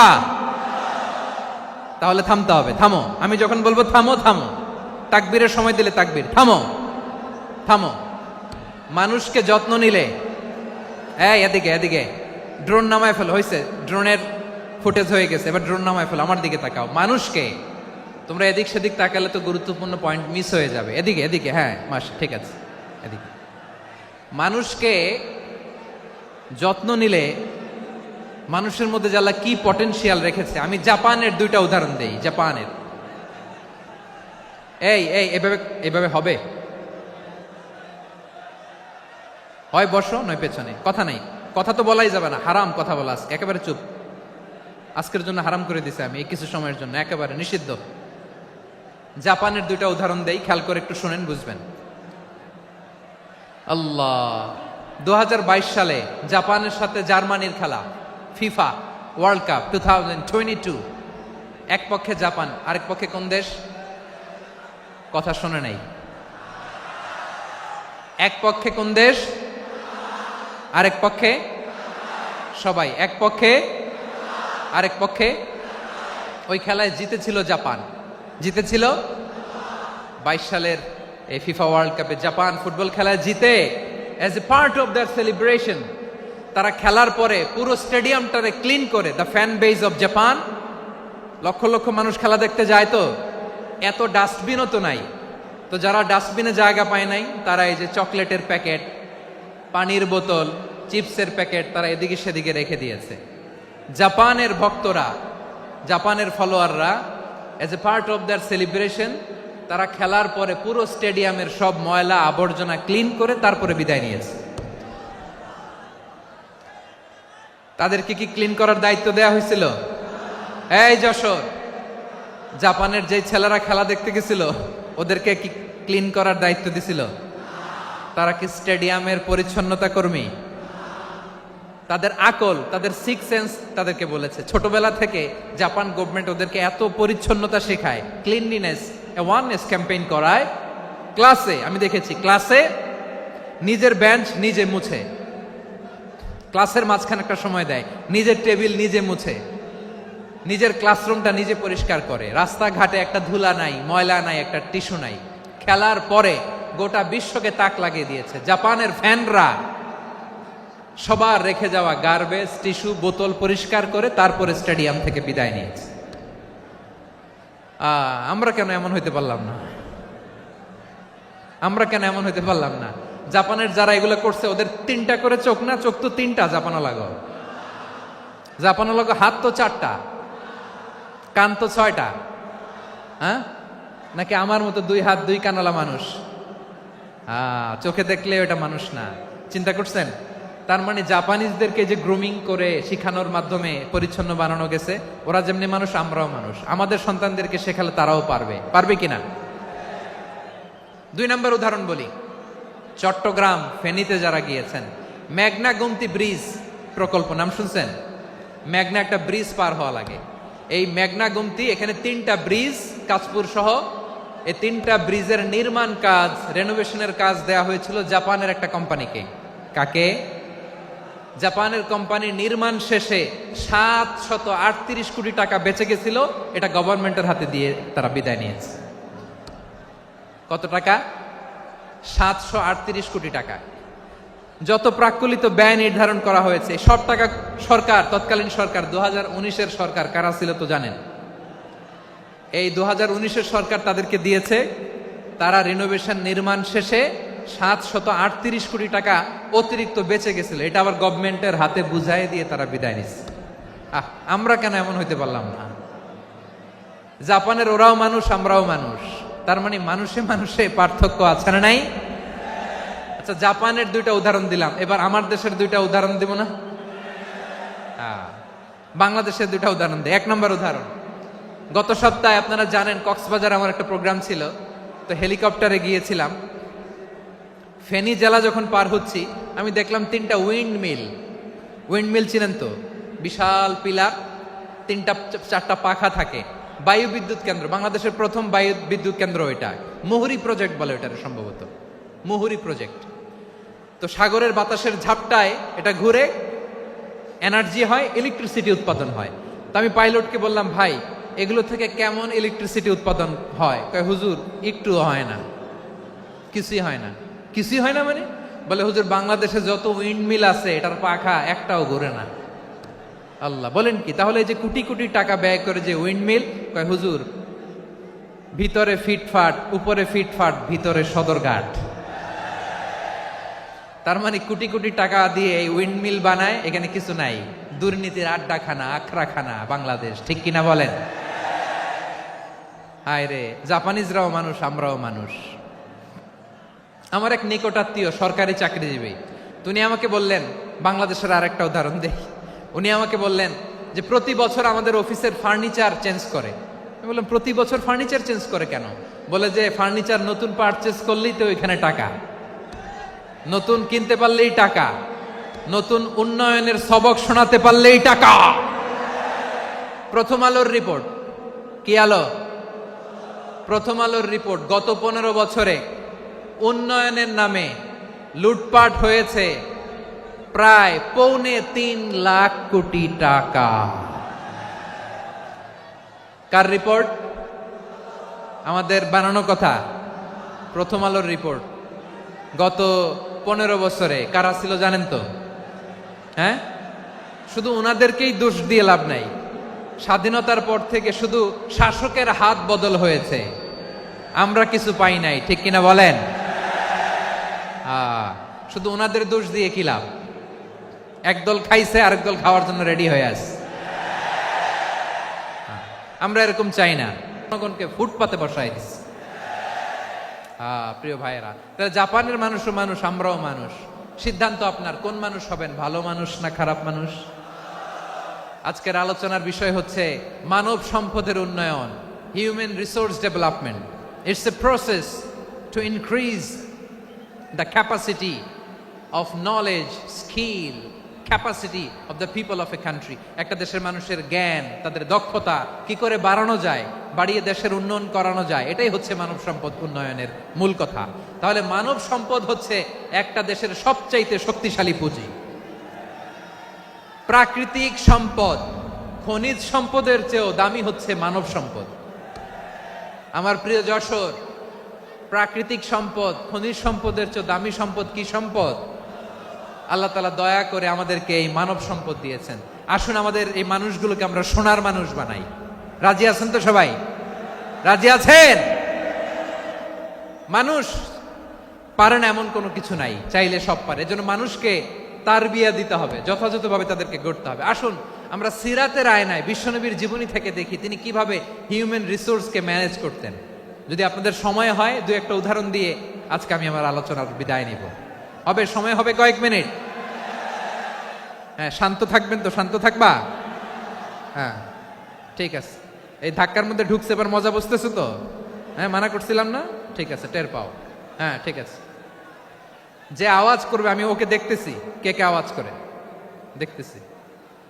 শেষ কথা, শেষের দিকে চলে আসছি। বিষ্ণু ইসলাম কিভাবে হিউম্যান রিসোর্সকে ম্যানেজ করতেন, মজার কথা আছে কয়েকটা, বলে বিদায় নিব। বিশ্বনবী কিভাবে এই মানব সম্পদকে ম্যানেজ করতেন। বিশ্বনবী, he was a very good talent hunter, চৌকস ট্যালেন্ট হান্টার ছিল। কার মধ্যে কি ট্যালেন্ট আছে দেখলেই বুঝে ফেলতেন। সুবহানাল্লাহ পড়বেন না? কি নবী আমরা পেয়েছি! He was a very good talent hunter. আমার নবী, তিনি চৌকস ট্যালেন্ট হান্টার ছিলেন। কার মধ্যে কি প্রতিভা বের করতেন, ওই প্রতিভাকে ইসলামের কল্যাণে কাজে লাগাতেন। সুবহানাল্লাহ বলেন। যাকে যেই জায়গায় সেট করলে ভালো হবে তাকে ওই জায়গায় সেট করতেন। কয়েকজন সাহাবীর জীবনী শোনাই। আবু মাহজুরা রাদিয়াল্লাহু তাআলা আনহু, মক্কার মুয়াজ্জিন, আগে ছিল মুশরিক, পরে হয়েছেন মুমিন। উনি কিভাবে মুমিন হইলেন এই ঘটনাটা একটু আপনাদের শোনাতে চাই। তা আপনাদের তো সময় নাই হাতে, হ্যাঁ সময় আছে? এই জেনজি শেষ করে দিল আজকের প্রোগ্রামটা।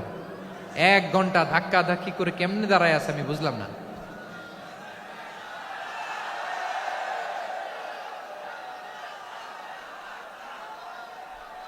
না না তাকবির না, চুপ করতে হবে। What I need you stop, just shut up, চুপ। হ্যাঁ ঠিক আছে, এভাবে। আবু মাহজুরা রাদিয়াল্লাহু তাআলা আনহু কিভাবে মুসলিম হলেন আওয়াজ করে শুনেন। হুনাইনের যুদ্ধ 8ম হিজরি, বিষ্ণু ঈসা ইসলাম হুনাইনের যুদ্ধ শেষে ফিরতেছেন, পথিমধ্যে বেলাল রাদিয়াল্লাহু তাআলা আনহু, এই যে আবার কথা, আই রে আল্লাহ রে, এখানে ধাক্কা ধাক্কি কেন? চলে যাও, পেছনে যাও, যাও পেছনে যাও। কি আজীব তামাশা, যেখানে যায় এখানে ধাক্কা ধাক্কি, মারামারি, গায়ের উপরে কাঁধের উপরে শাউটিং। অনেক গুরুত্বপূর্ণ কথা পয়েন্ট করে নিয়ে আসে যে বলবো, এই শাউট করার কারণে প্রোগ্রামটাই নষ্ট করে দেয়। আসছে আমার ভালোবাসা দেখাইতে, প্রোগ্রামটাই শেষ করে দিয়ে চলে যায়। স্টপ, আবার কথা বল, স্টপ। হুনাইনের যুদ্ধে 8ম হিজরি, কত হিজরি সবাই বলেন না একটু, কত হিজরি? 8ম হিজরিতে হুনাইনের যুদ্ধে রাসূল সাল্লাল্লাহু আলাইহি ওয়াসাল্লাম ফিরে আসতেছেন মদিনায়। পথিমধ্যে বেলাল রাদিয়াল্লাহু তাআলা আনহু আজান দিচ্ছেন। কি দিচ্ছেন? তো পাশে ছিল মুশরিকদের একটা পল্লী, কিছু মুশরিক তরুণ, কিছু অমুসলিম কিশোর, তারা আজানকে ব্যঙ্গ করতেছে, আমাদের বাংলায় মুখ ভেঙ্গানো বলে আর কি। বেলাল রাদিয়াল্লাহু তাআলা আনহু আজান দিচ্ছেন, ওই বাচ্চাগুলো মুশরিক, তো ওরা আজানকে ব্যঙ্গ করতেছে, বিকৃতি করে ওরাও আজান দিচ্ছে। উদ্দেশ্য হচ্ছে আজানকে নিয়ে ঠাট্টা করা। উদ্দেশ্য কি? ঠাট্টা করা। ব্যাপারটা মনে কষ্ট পাওয়ার মতো ব্যাপার না? কিন্তু বিশ্বনবী ওইখানে দেখেন কি খুঁজলেন। বিশ্বনবী খেয়াল করলেন অমুসলিম কিশোরদের মধ্য থেকে একটা কিশোরের গলাটা বড় দরাজ গলা, কণ্ঠটা বড় সুন্দর। খেয়াল করে দেখলেন যে কিছু কিশোর বেলালের আজানকে ব্যঙ্গ করে, বিকৃতি করে, কিন্তু একজনের কণ্ঠ দেখতে পাচ্ছেন না এত দূরে, কিন্তু কণ্ঠটা বড় সুন্দর, দরাজ গলা। বিশ্বনবী সাহাবীদেরকে বললেন, ধরো এগুলারে, ধরো। সবগুলারে ধরে বিশ্বনবীর সামনে আনা হলো, ওরা হাঁটু গেড়ে বসলো। বিশ্বনবী বললেন, তোমাদের মধ্যে কে যেন ব্যঙ্গ করে আজান দিচ্ছিল, তার গলাটা বড় উঁচু, গলার বেসটা বড় মজবুত, মেলোডিয়াস, সুমধুর কণ্ঠ, কে?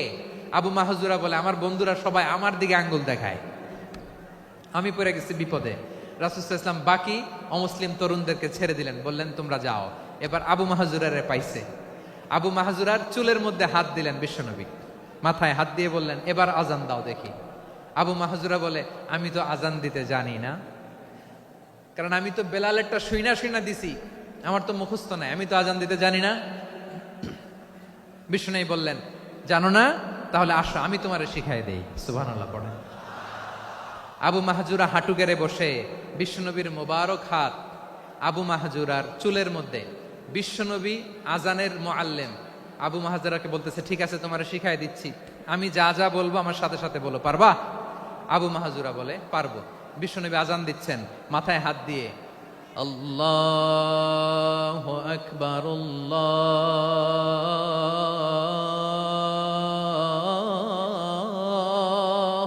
আকবার। আবু মাহজুরা এই বাক্যটা পড়লেন। বিশ্বনবী দ্বিতীয় বাক্য পড়তে আরম্ভ করলেন, আল্লাহু আকবার, আল্লাহু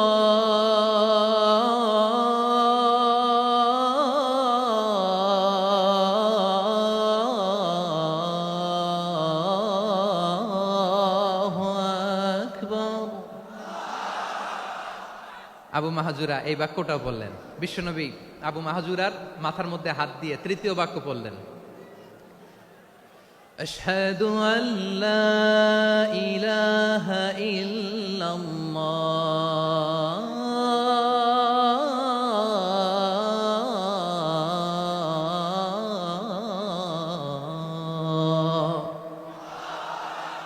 আবু মাহাজুরা তৃতীয় বাক্য পড়লেন। বিশ্বনবী একটা বাক্য পরে আবু মাহাজুরা পরে, বিশ্বনবী পরে আবু মাহাজুরা পরে। আবু মাহাজুরা কিন্তু অমুসলিম, মুশরিক। আবু মাহাজুরা বলে, এক একটা বাক্য পড়ি আমার কলিজাটা গলে ঠান্ডা হয়ে যায়। এতদিন মোহাম্মদকে গালি দিতাম, এখন মোহাম্মদ আমার মাথায় যখন হাত রাখছে আমার সারা শরীর ঠান্ডা হয়ে গেছে। বিশ্বনবী আজান শিখাচ্ছেন, একটা একটা বাক্য পড়ে আবু মাহজুরাও পড়ে, বিশ্বনবী পড়ে আবু মাহজুরাও পড়ে। পুরো বাক্যগুলো যখন শেষ, আজান শেষ, আবু মাহজুরাও যখন পুরো আজান পড়লেন, আবু মাহজুরা বললেন, এতদিন মোহাম্মদের চেহারা দেখলে আমার ঘৃণা লাগতো, আজ থেকে মোহাম্মদের চেহারার চেয়ে প্রিয় চেহারা আমার কাছে নাই। আবু মাহজুরা বললেন, ও মুহাম্মদ, আজানের বাক্য তো আপনি আমারে শেখালেন, এখানেই শেষ করবেন না, আপনি আমারে পড়ায় দেন, লা ইলাহা ইল্লাল্লাহু মুহাম্মাদুর রাসূলুল্লাহ সাল্লাল্লাহু আলাইহি ওয়াসাল্লাম। বিশ্বনবীর সাথে দাঁড়িয়ে উনি শাহাদা পড়ে মুসলমান হয়ে গেলেন। এবার আবু মাহজুরা বলে, ইয়া রাসূলুল্লাহ, ইয়া হাবিবাল্লাহ, আমি মুমিন হয়েছি, মুসলমান হয়েছি, আপনার কাছ থেকে আজান শিখার সৌভাগ্য আমি লাভ করেছি গো নবী। আমার কণ্ঠের বড় তারিফ করেছেন, আপনি আমার আজানকে আপনি পছন্দ করেছেন। একটা জিনিস আপনার কাছে চাই, আপনি আমাকে মক্কার মসজিদুল হারামের মুয়াজ্জিন হিসেবে অ্যাপয়েন্ট করে দে।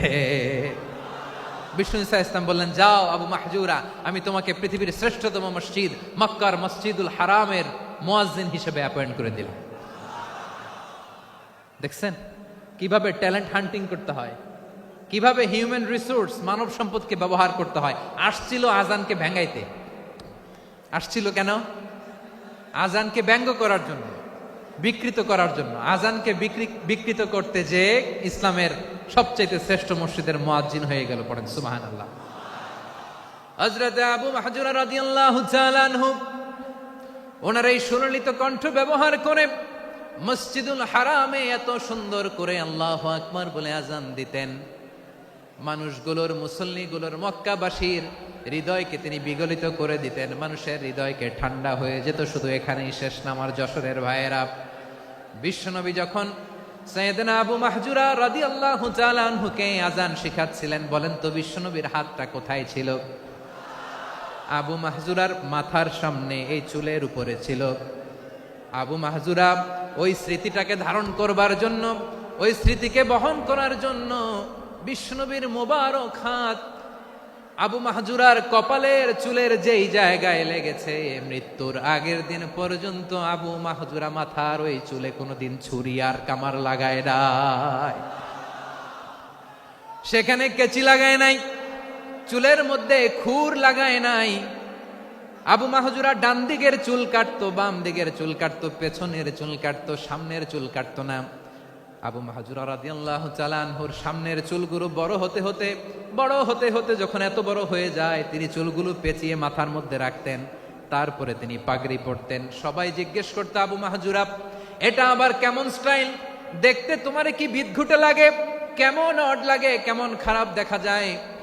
মক্কায় এমন কোন মানুষ তো দেখি নাই, ডানে চুল কাটে, বায়ে চুল কাটে, পেছনে চুল কাটে, সামনে কাটে না। ওরে আবু মাহজুরা, কেমন দেখা যায় তোমারে, তুমি সামনের চুল কাটো না কেন? আবু মাহজুরা বলে, আমি হাঁটু গেড়ে পেয়ারা নবীর সামনে বসেছিলাম, আমার এই মাথার চুলের মধ্যে মুবারক হাত লাগিয়ে বিশ্বনবী নিজে আমাকে আজানের প্রতিটা বাক্য শিক্ষা দিয়েছেন। বিশ্বনবীর মোবারক হাত, পবিত্র হাত আমার মাথার চুলের যেই জায়গায় লেগেছে, আমি চাই ওই চুলগুলা নিয়ে আমি আমার কবরের ভিতরে যাব। সাইয়েদনা আবু মাহজুরা রাদিয়াল্লাহু তাআলা আনহু ইন্তেকালের আগের পর্যন্ত মাথার সামনের চুলগুলা কাটে নাই। মাথার সামনের চুল তিনি কাটেন নাই। সুবহানাল্লাহি বিহামদি। কেমন ভালোবাসতেন বিশ্বনবী সাহাবীদেরকে, সাহাবারা কেমন ভালোবাসতেন বিশ্বনবীকে। সামনের চুলগুলো বড় হতে হতে এত বড় ছিল, পেঁচিয়ে রেখে পাগড়ি পরতেন, কাটতেন না। নবীর হাত লেগেছিল। সুবহানাল্লাহ পড়েন। তাহলে what is the lesson, moral of the story কি? মোরাল অফ দ্য স্টোরি হচ্ছে, আসছিল আজানকে ব্যঙ্গ করার জন্য, বিকৃত করার জন্য, হয়ে গেল মসজিদুল হারামের মুয়াজ্জিন। দেখেন বিশ্বনবী একটা খারাপ সিচুয়েশনের মধ্যে থেকে কি ভালো জিনিস বের করে আনলেন। আমি যে শুরুতে বলেছি কিভাবে তিনি হিউম্যান রিসোর্সকে ডেভেলপ করেছেন, ম্যানেজ করেছেন। তিনি যে চৌকুশ ট্যালেন্ট হান্টার ছিল দেখেন, সবার মধ্যে থেকে এর বাছাই করে মুয়াজ্জিন বানাই দিয়েছেন। সুবহানাল্লাহ পড়েন। তার মানে এই না সবাইরে ধরে ধরে উনি মুয়াজ্জিন বানাইছেন। যার যেই ট্যালেন্ট আছে তাকে ওই কাজে অ্যাসাইন করেছেন। যার যেই প্রতিভা আছে তার প্রতিভাকে ইসলামের কাজে লাগিয়েছেন। সুবহানাল্লাহ পড়েন। যায়েদ বিন সাবেত রাদিয়াল্লাহু তাআলা আনহু নাম শুনেছেন? যশোর কথা বেরোয় না। যদি জিগায় সালমান খানের নাম শুনছেন, সবাই হাত তুলবে, জি হুজুর শুনছি, মানে সব দেখা শেষ। সালমান খান, আমির খান, অমুক খান, সব খান মুখস্থ, কিন্তু যায়েদ বিন সাবেতের নাম মুখস্থ নাই মুসলমানদের। যেই সাহাবী মাথার সামনের চুল কাটে নাই, মসজিদুল হারামের মুয়াজ্জিন বানাইছেন বিশ্বনবী, সাহাবীর নাম কি? খায়া ফেলাইস, স্লোগানের সাথে খায়া ফেলাইস। আবু মাহজুরা। কি নাম? আবু মাহজুরা আল জুমাহি রাদিয়াল্লাহু তাআলা আনহু। এই নামটা আজকে নিয়ে যাইতে হবে যশোর। আবু মাহজুরা রাদিয়াল্লাহু তাআলা আনহু। 2 নম্বরে বলছিলাম যায়েদ বিন সাবেত রাদিয়াল্লাহু তাআলা আনহু। বিশ্বনবী দেখলেন মদিনার এই আনসারী সাহাবী হাইলি ট্যালেন্টেড, ইন্টেলেকচুয়াল, মেরিটোরিয়াস, জ্ঞানের প্রতি তার আকর্ষণ, মারাত্মক আকর্ষণ। বিশ্বনবী তাকে দায়িত্ব দিলেন, কোরআন যা নাজিল হয় তুমি লিখো, কাতিবুল ওয়াহি বানায় দিলেন। সুবহানাল্লাহ। যায়েদ বিন সাবেতরে আবার আজান শিখান নাই, কারণ তার মধ্যে বিশ্বনবীর প্রতিভা দেখেছেন, একাডেমিক প্রতিভা। বিশ্বনবীর একাডেমিক প্রজেক্টগুলো তিনি হ্যান্ডেল করতেন। যায়েদ বিন সাবেত ছিল বিশ্বনবীর ব্যক্তিগত সচিব। কি ছিল?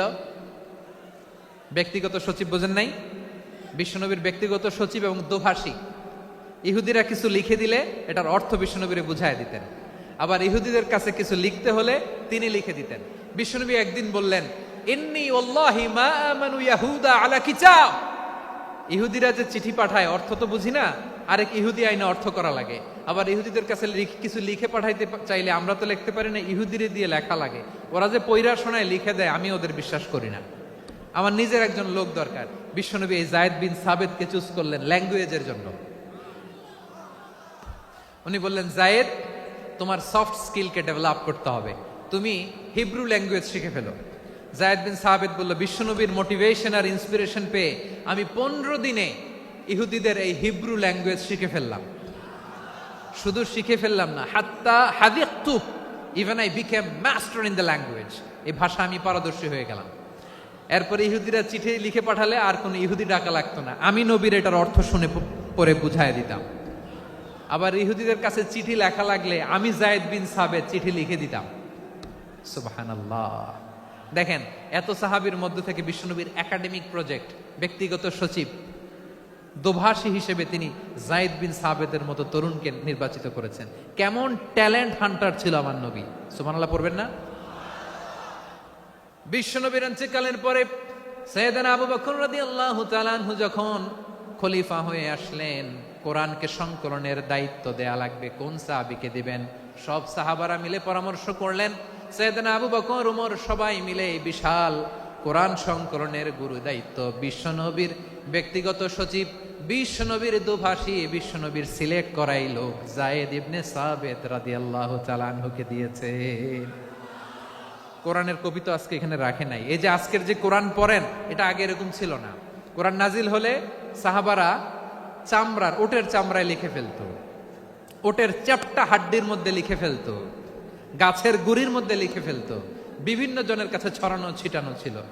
আবু বকর রাদিয়াল্লাহু তাআলা আনহু একসাথে করলেন, পরবর্তীতে উসমান রাদিয়াল্লাহু তাআলা আনহু একসাথে করলেন 114 সূরার। এখন এই মুসহাফ, এই কম্পাইলেশন, এই কপি আমরা পেয়েছি, যার হিউজ কন্ট্রিবিউশন ছিল। এই পুরো কোরআন কম্পাইলেশনের প্রজেক্ট ম্যানেজার ছিল যায়েদ বিন সাবেত রাদিয়াল্লাহু তাআলা। কোরআন কম্পাইলেশনের প্রজেক্ট ম্যানেজার। দেখেন, উনারে মাথায় হাত দিয়ে আজান শিখায় নাই। সুবহানাল্লাহ কইবেন না? তাহলে প্রথম সাহাবী আবু মাহজুরাকে মুয়াজ্জিন বানাইলেন, যায়েদ বিন সাবেতকে ব্যক্তিগত সচিব আর দোভাষী বানালেন, মুসআব ইবনে উমাইর রাদিয়াল্লাহু তাআলা আনহুকে ইসলামের প্রথম অ্যাম্বাসেডর বানালেন। তাহলে তৃতীয় নাম্বার একজন সাহাবীর নাম বলছি, মুসআব ইবনে উমাইর। মুসআব কি নাম? নামটা কেমন লাগে? এই কয়েকজনের ভাল লাগে, বাকিদের ভাল লাগে না? ভাল লাগে? এই এই আর কয়েকটা মিনিট দেওয়া যাবে না আমাকে আল্লাহর রাস্তে? হ্যাঁ, ঠিক আছে। আমি তোমাদেরকে ভালোবাসা দেখাবো, দোয়া করব যদি চুপ থাকো, একেবারে চুপ, কষ্ট সহ্য করো। বাকিরা যা সওয়াব পাবে তোমরা ডবল পাবা, যেহেতু কষ্ট বেশি, কিন্তু চুপ। 3 নম্বর সাহাবীর নাম মুসআব। এই ধাক্কাধাক্কি কেন? ধাক্কাধাক্কি কেন রে ভাই? না না না, এরকম হইলে আসবো না যশোর, আমি আর আসবো না। হয় পিছনে চলে যাও, নাহলে চুপ, ধাক্কাধাক্কি নাই। 3 নম্বর সাহাবীর নাম মুসআব। কি নাম? He was the first ambassador in Islam. ইসলামের প্রথম ডিপ্লোমাট, প্রথম কূটনৈতিক, ইসলামের প্রথম কূটনৈতিক, ইসলামের প্রথম ডিপ্লোমাট, প্রথম অ্যাম্বাসেডর মুসআব ইবনে উমাইর।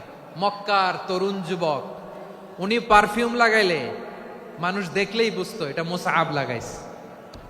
এমন ড্যাশিং ফেসের ছিল, এমন স্মার্ট ড্যাশিং ফেস, এমন পার্সোনালিটির মানুষ ছিল মুসআব রাদিয়াল্লাহু তাআলা আনহু। কারণ যিনি ইসলামের স্পোকম্যান হবেন, মুখপাত্র হবেন, তার স্মার্ট হওয়ার দরকার আছে না নাই?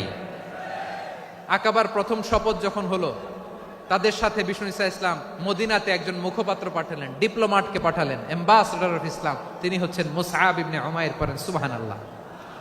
বিশ্বনবী দেখলেন সে অনেক স্মার্ট, তার ডেডিকেশন আছে, সিনসিয়ারিটি আছে, এবং মদিনায় যে আউস খাজরাজ গোত্রের নেতাদের সাথে ডিল করতে হবে, ইহুদিদের সাথে ডিল করতে হবে, ওখানে একজন পাক্কা জানু খেলোয়াড়ের দরকার আছে না নাই? মুসআব ইবনে উমাইর রাদিয়াল্লাহু তাআলা আনহু, ওনাকে বিষ্ণু ঈসা ইসলাম চুজ করলেন। এবং বিষ্ণু ঈসা ইসলামের এই চুজিংটা, এই সিলেকশনটা এত সুন্দর ছিল, তিনি মদিনাতে যে বিশ্বনবী আসার আগেই মদিনার জমিনকে তিনি উর্বর করে ফেলছেন। প্রতিটা ঘরে ঘরে কালিমার দাওয়াত তিনি পৌঁছায় দিচ্ছেন।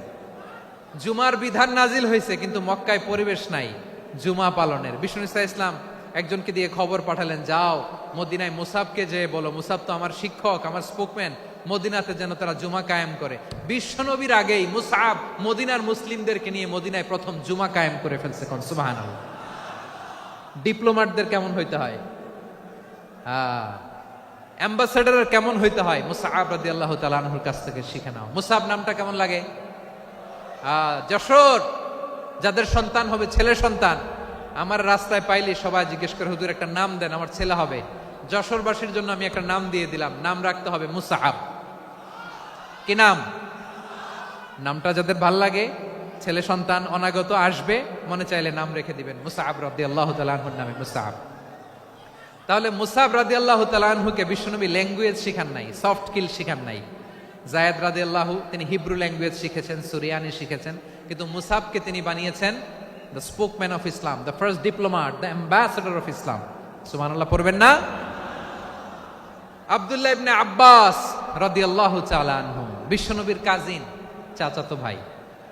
আবার মাইমুনা রাদিয়াল্লাহু তাআলা আনহু, মাইমুনা নবীর স্ত্রী, তিনি ছিলেন আব্দুল্লাহর আপন খালা। তো নবীর বউ যদি ওনার খালা হয়, নবী তার কি? বুঝে নাই, নবী তার কি? খালু।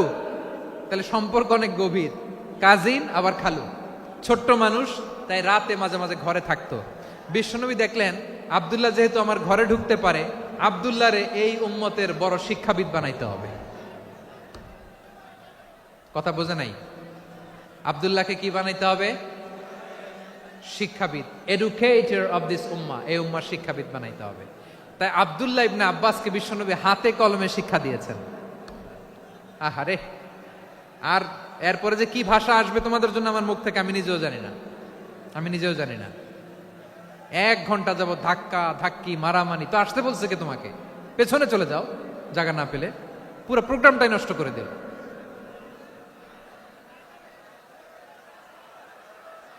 জি, আমার দিকে তাকান, আমি শেষ করে দিচ্ছি। হবে না, ইন্টেলেকচুয়াল আলোচনা এখানে হবে না, আমি বুঝতে পারছি, আমি শেষ করে দিচ্ছি। আব্দুল্লাহ ইবনে আব্বাস রাদিয়াল্লাহু তাআলা আনহু, মনোযোগ দিয়ে কয়েকটা মিনিট শুনুন, আমি এখনই শেষ করে দিচ্ছি। এরপর আওয়াজ করবে, এই যে এগুলো কি আমি বুঝলাম না। আমি বললাম না সব করা যাবে, বসে যাও, শুয়ে যাও, চলে যাও, আওয়াজ করা যাবে না। অন্যকে বসো এটাও বলার দরকার নেই, জাস্ট এদিকে তাকাও। আল্লাহ। আব্দুল্লাহ ইবনে আব্বাস রাদিয়াল্লাহু তাআলা আনহু, ওনাকে বিশ্বনবী হাতে কলমে শিক্ষা দিয়েছেন, যেহেতু উম্মতের শিক্ষাবিদ হবেন, এডুকেটর হবেন। তো বিশ্বনবী রাতে যখন তাহাজ্জুদ পড়তেন, ছোট্ট আব্দুল্লাহ ঘরে থাকতো। বুঝতে পেরেছেন? ছোট্ট মানুষ তো ঘরে থাকতো। তো বিশ্বনবী তাহাজ্জুদের জন্য একবার দাঁড়িয়েছেন, ছোট্ট আব্দুল্লাহ ওযু করে দাঁড়াইছে। আচ্ছা বলেন তো, ইমাম আর মুসল্লি মোট যদি দুইজন হয়, একজন ইমাম একজন মুসল্লি, তো মুসল্লি ইমামের কোন দিকে দাঁড়াবে? ডানে দাঁড়াবে। ছোট্ট আব্দুল্লাহ বোঝে নাই, বিশ্বনবী তাহাজ্জুদ শুরু করেছেন, উনি একতেদা করছেন আর দাঁড়াইছেন বায়ে। কোথায় দাঁড়িয়েছেন?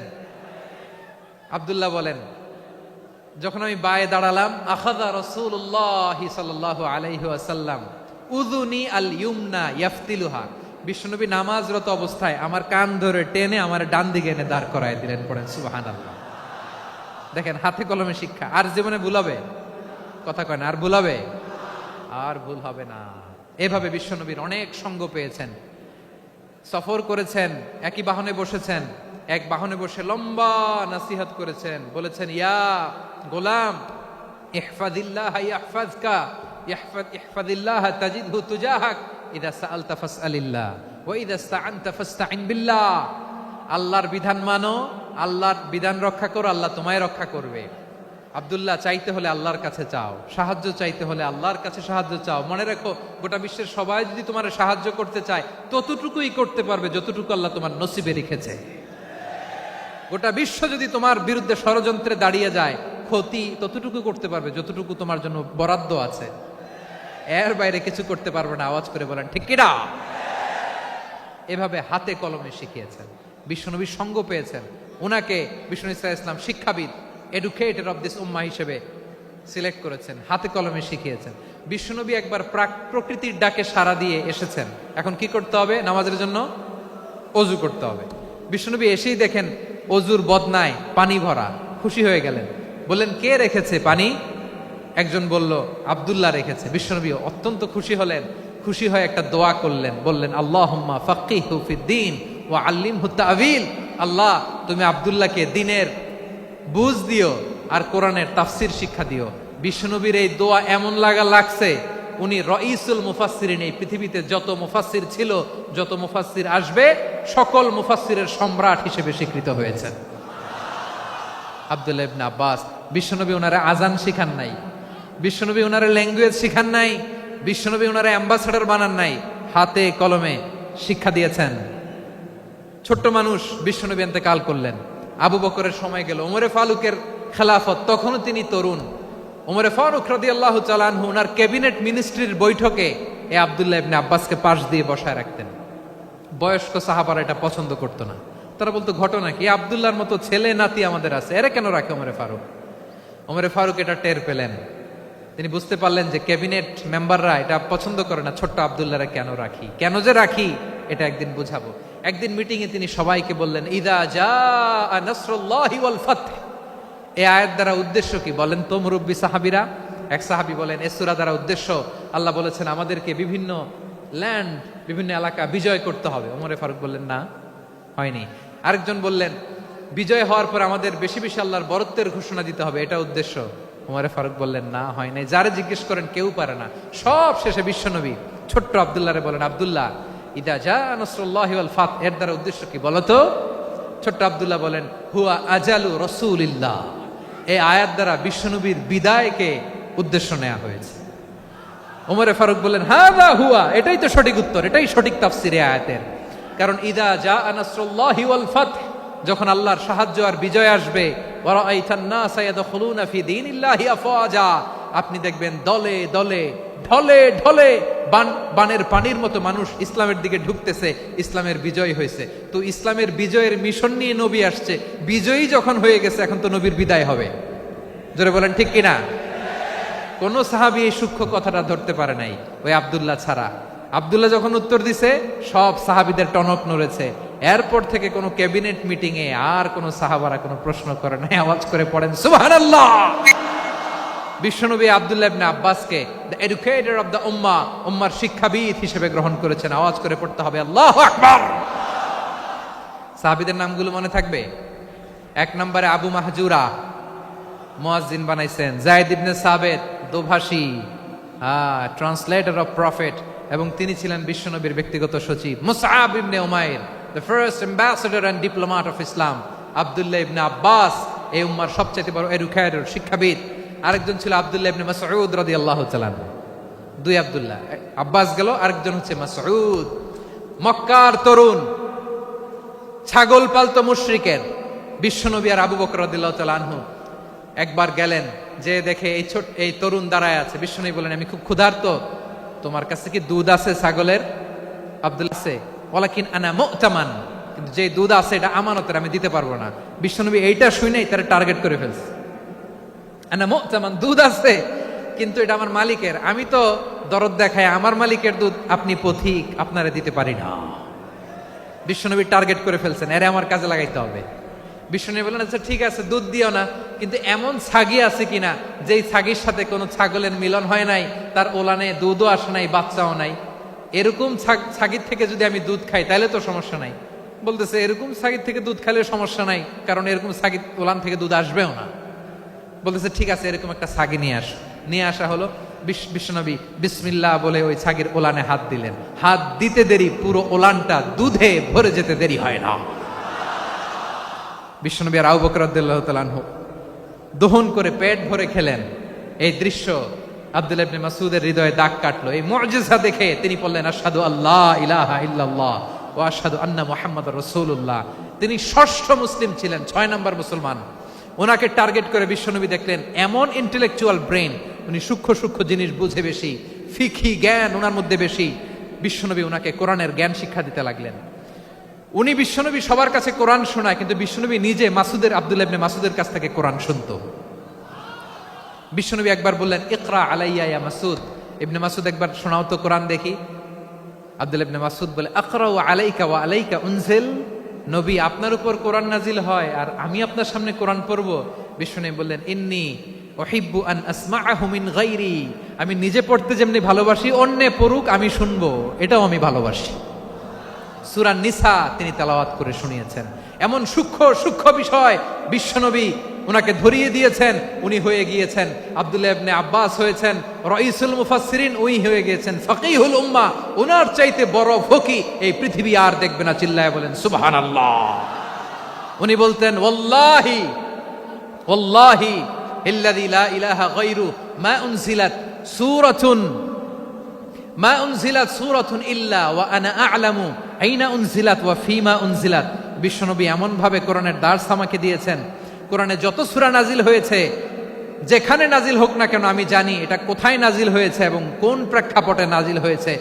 এমন একটা সূরা নাই যে সূরার কোথায় নাজিল হয়েছে আমি মাসুদের জানা নাই, কোন প্রেক্ষাপটে নাজিল হয়েছে আমার জানা নাই। এরকম ঘটবে না। চিল্লায় বলেন আল্লাহু আকবার।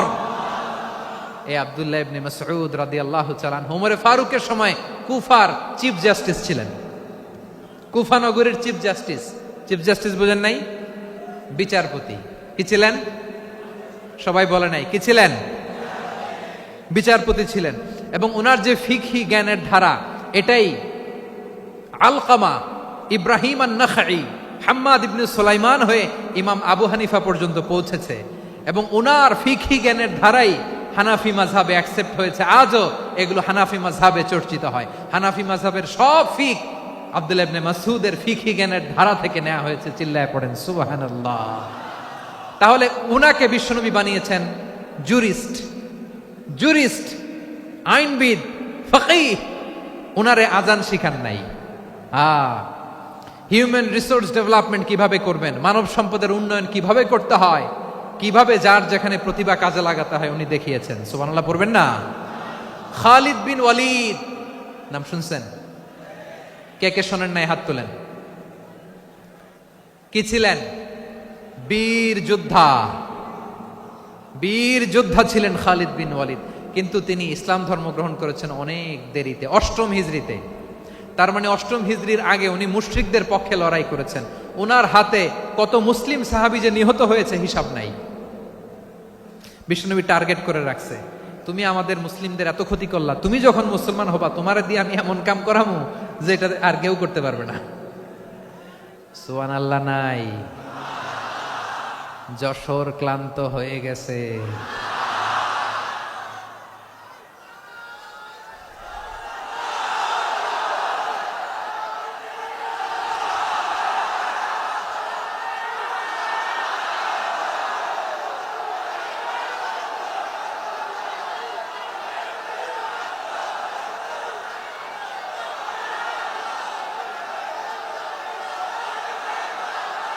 মাশাআল্লাহ, বসুন বসুন বসুন। খালিদ বিন ওয়ালিদ রাদিয়াল্লাহু তাআলা আনহু 8ম হিজরিতে মুসলিম হয়েছেন, মক্কা বিজয়ের আগে। তো মক্কা বিজয়ের আগে যখন মুসলিম হয়েছেন, এর আগে কি করছেন? কাফিরদের সাথে যুদ্ধ করেছেন। উনি উহুদের যুদ্ধে মুসলমানদের যে পরাজয় ভাব, কঠিন পরিস্থিতির মুখোমুখি উনার কারণে পেছন থেকে এমন আতর্কিত আক্রমণ করেছেন, মুসলমানদেরকে কচুকাটা করেছেন। 8ম হিজরিতে আল্লাহ তাআলা হেদায়েতের নূর দিয়ে ওনার হৃদয়টাকে উজালা করে দিলেন। লা ইলাহা এটা এমন বাণী যার হৃদয়ে একবার টাচ খাবে, এইটা থেকে সে আর পালিয়ে বেড়াতে পারে। ঝিনুকের ভেতর লুকিয়ে থাকে যেমন মতি, ঝিনুকের ভেতর লুকিয়ে থাকে যেমন মতি, কলমা শাহাদাতে আছে আল্লাহর জ্যোতি, কলমা শাহাদাতে আছে আল্লাহর জ্যোতি। ঠিক কিনা বলেন? মক্কা বিজয়ের আগে মুসলিম হলেন, হওয়ার পরেই বিশ্বনবীর টার্গেট ফুলফিল হলো। ওই যে টার্গেট করে রেখেছেন আর দোয়া করেছেন, খালিদ বিন ওয়ালিদ যদি মুসলিম হয় তাকে আমি মিলিটারি চিফ বানাবো। ওনাকে আজান শিখান নাই, ওনারে কান ধইরা নামাজের এই মাথা থেকে ওই মাথা আনান নাই, ফিকহি কোরআনের সূক্ষ্ম তাফসীর ওনারে শিখান নাই, অ্যাম্বাসেডর বানান নাই। বিষ্ণু ইসলাম উনাকে সামরিক অভিযানে প্রেরণ করেছেন। সামরিক অভিযানে তিনি প্রেরণ করেছেন। উনার জীবদ্দশায় উনার নেতৃত্বে যতগুলো যুদ্ধ হয়েছে, একটা যুদ্ধেও তিনি পরাজয় বরণ করেন নাই। ওমরে ফারুকের সময়কালে তিনি চিফ অফ মুসলিম মিলিটারি, মানে মুসলিম সেনাপতি হয়েছেন। যশোর আওয়াজ করো, ঠিক কিনা বলো? সেনাপতি, মুসলিম সেনাপতি। তাহলে কিভাবে হিউম্যান রিসোর্স ব্যবহার করতে হয় গোটা বিশ্ব আমার নবীর কাছ থেকে শিখে নাও। খালিদ বিন ওয়ালিদ, ওনাকে বিশ্বনবী একটা উপাধি দিয়েছেন। উপাধিটা হচ্ছে সাইফুল্লাহিল মাসলুল, আল্লাহর নাঙ্গা তরবারি, আল্লাহর খোলা তরবারি, দ্য ওপেন সোর্ড অফ আল্লাহ। খালিদ বিন ওয়ালিদ মুসলিম সেনাপতি। হাসান বিন সাবেত নাম শুনছেন? দেখি উনি কি ছিল বলেন। রাসূলের সভা কবি, কালচারাল হিজিমনিকে ডিফিট করার জন্য। উনি ভালো অস্ত্র চালানো জানতেন না, ওই কাজে উনি যেতেন না। উনার ছিল কাব্য প্রতিভা। কাব্য প্রতিভা, কাফিররা কবিতা দিয়ে নবীকে গালি দিত। বিশ্বনবী বলতেন, ইয়া হাসান আজিব আন রাসূলিল্লাহ, তুমি নবীর হয়ে কাফেরদের এই কথাগুলোর জবাব দাও। বিশ্বনবীর একটা মিম্বার ছিল, বিশ্বনবীর মিম্বারের পাশাপাশি মসজিদে নববীতে এই হাসান বিন সাবেতের জন্য বিশ্বনবী একটা স্পেশাল মিম্বার বানিয়ে দিয়েছেন। এখান থেকে তুমি জবাব দাও।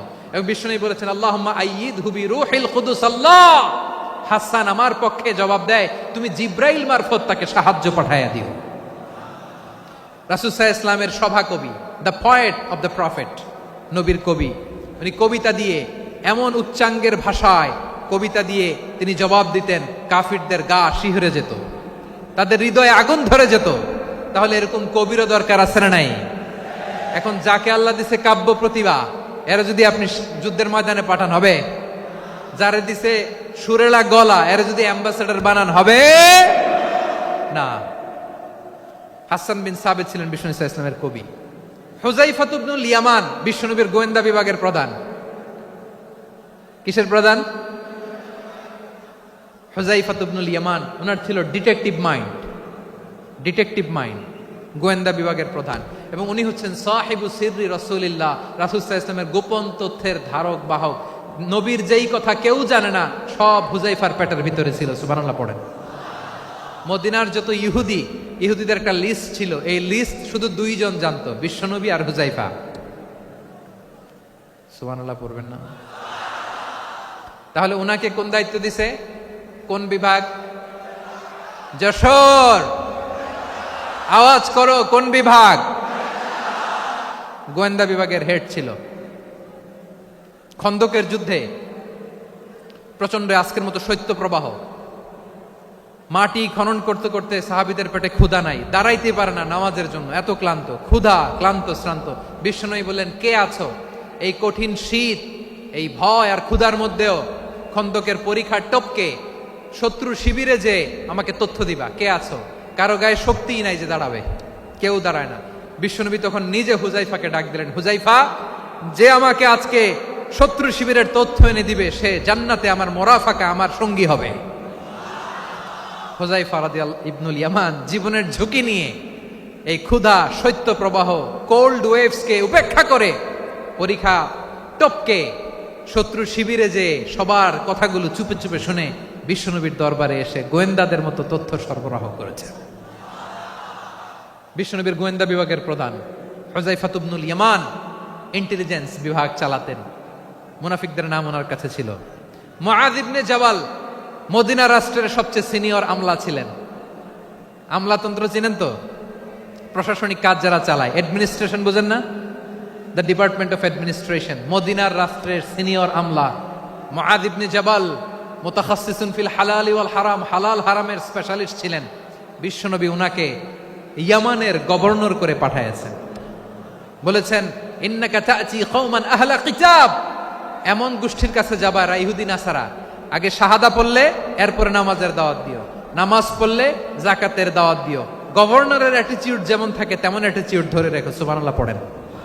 তাহলে মুআয ইবনে জাবালকে দিয়ে বিশ্বনবী কবিতা লেখায় নাই, চিঠি লেখায় নাই, আজান দেওয়ায় নাই। সুবহানাল্লাহ পড়বেন না? সব শেষ সাহাবী বলি আবু হুরায়রা রাদিয়াল্লাহু তাআলা আনহু। নাম শুনছেন? বিড়ালের বাবা। কি করতেন? খালি হাদিস মুখস্থ করতেন। উনি বলতেন, আলজামু রাসূলুল্লাহ আলা মিল ইবাতনি, আমার শুধু পেটের ক্ষুধার বন্দোবস্ত হইলে আমি নবীর সঙ্গ ছাড়তাম না। আমার আনসার সাহাবারা ক্ষেত খামারের কাজ করত, আমার মুহাজির সাহাবারা ব্যবসা করত, আর আমি নবীর সাথে সাথে থাকতাম।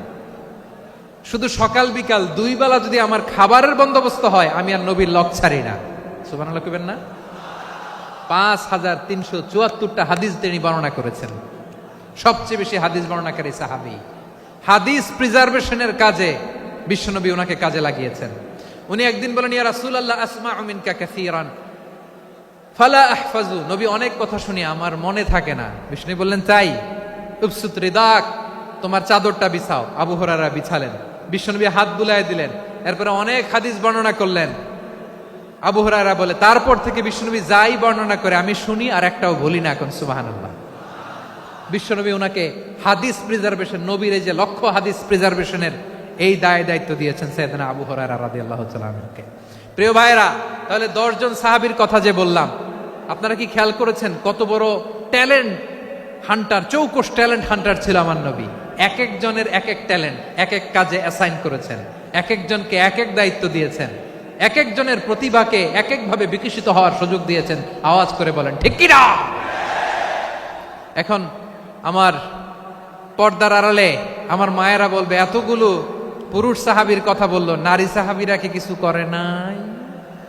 হ্যাঁ, একজন নারী সাহাবীর কথা বলে মোনাজাত হবে, দোয়া ছাড়া কেউ যাব না। রুফাইদা আল আসলামিয়া রাদিয়াল্লাহু তাআলা আনহা, ওনার বাবার নাম সাআদ আল আসলামি। বিশ্বনবী কি খেয়াল করলেন দেখেন, সাআদ ছিল মদিনার বড় ডাক্তার। এই নারী সাহাবী রুফাইদা বাবার কাছ থেকে চিকিৎসা বিদ্যা শিখেছেন। যখন শিখছে বিশ্বনবী দেখলেন, আমার তো প্রতি সপ্তাহে সপ্তাহে যুদ্ধে আহত সাহাবীদের সেবা দিবে কে? বিশ্বনবী রুফাইদাকে বললেন, রুফাইদা তুমি মসজিদে নববীর পাশে একটা মেডিকেল ক্যাম্প করো। এই যে সাকিনা আদ্দিন মেডিকেলের আমার ছাত্রী বন্ধুরা শুনে রাখো, তোমাদের আইকন হচ্ছে এই রুফাইদা আল আসলামিয়া। বিশ্বনবীর ডিরেকশন অনুযায়ী তিনি মসজিদে নববীর পাশে একটা মেডিকেল ক্যাম্প করলেন এবং আহত সাহাবাদের চিকিৎসা উনি ওনার টিম নিয়ে দিতেন। বিশ্বনবীর পরামর্শে উনি আনসারি এবং মুহাজির মহিলা সাহাবীদেরকে নিয়ে একটা স্পেশাল মেডিকেল টিম গঠন করলেন। খায়বার যুদ্ধে 7ম হিজরিতে যখন বিশ্বনবী যায়, উনি ওনার টিম নিয়ে আসলেন, বললেন, ইয়া রাসূলুল্লাহ আমরা তো তলোয়ার চালাতে পারি না, আমরা তো তীর মারতে পারি না, আপনি যদি অনুমতি দেন খায়বার অভিযানে আমি আমার টিম নিয়ে মেডিকেল টিমের সেবাটা সার্ভিসটা দিতে চাই। পড়েন সুবহানাল্লাহ। বিশ্বনবী অনুমতি দিলেন, যোদ্ধা সাহাবীদের সাথে রুফাইদা আল আসলামিয়া উনিও মেডিকেল টিম নিয়ে অগ্রসর হলেন। খায়বারের প্রতিটা আহত ইনজুর্ড সাহাবী যারা ইনজুরির শিকার হয়েছেন সবাই রুফাইদা আল আসলামিয়ার এই মেডিকেল ক্যাম্প থেকে চিকিৎসা সহায়তা পেয়েছেন। সুবহানাল্লাহ পড়েন। দেখেন কিভাবে বিশ্বনবী ট্যালেন্ট বাছাই করতেন। আপনি অবাক হবেন, বাহরাইনের মেডিকেল ইউনিভার্সিটিতে রুফাইদা আল আসলামিয়া মেডিকেল প্রাইজ অ্যাওয়ার্ড প্রতি বছর দেয়া হয়। যদি 8 দিনের এই মেডিকেল আমার বোনেরা যদি জেনে থাকো জানো, না হলে নতুন করে জানো, সার্চ দিও রুফাইদা আল আসলামিয়া মেডিকেল অ্যাওয়ার্ড বাহরাইনের ইউনিভার্সিটিতে দেয়া হয়। প্রিয় ভাইয়েরা, তাহলে আলোচনার সামারি আমরা করি। বিশ্বনবী যার যেখানে ট্যালেন্ট তাকে ওইখানে কাজে লাগাতেন। আওয়াজ করে বলেন ঠিক কিনা? এবার একটা ইন্টারভিউ হবে, আওয়াজ করে বলেন আবু মাহজুরাকে বিশ্বনবী কি বানাইছেন? হ্যাঁ, ভুলে গেছেন?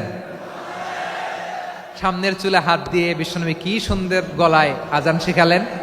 মুয়াজ্জিন। যায়েদ বিন সাবিতকে একাডেমিক প্রজেক্টের দায়িত্ব দিয়েছেন, তিনি ছিলেন বিশ্বনবীর দোভাষী ব্যক্তিগত সচিব। মুসআব ইবনে উমাইর the first ambassador of Islam. আব্দুল্লাহ ইবনে আব্বাস উম্মার বড় শিক্ষাবিদ মুফাসসির। আব্দুল্লাহ ইবনে মাসউদ, আব্দুল্লাহ ইবনে মাসউদ ছিলেন জুরিস্ট। কি ছিলেন? জুরিস্ট ছিলেন, এই উম্মার সবচেয়ে বড় জুরিস্ট। খালিদ বিন ওয়ালিদ সেনাপ্রধান। হাসান বিন সাবিত, হাসান বিন সাবিত ছিলেন বিশ্বনবীর সভাকবি। কি ছিলেন? বিশ্বনবীর সভাকবি ছিলেন। এরপরে হুযায়ফা ইবনুল ইয়ামান কি ছিলেন? গোয়েন্দা বিভাগের প্রধান। মুআয ইবনে জাবাল কি ছিলেন?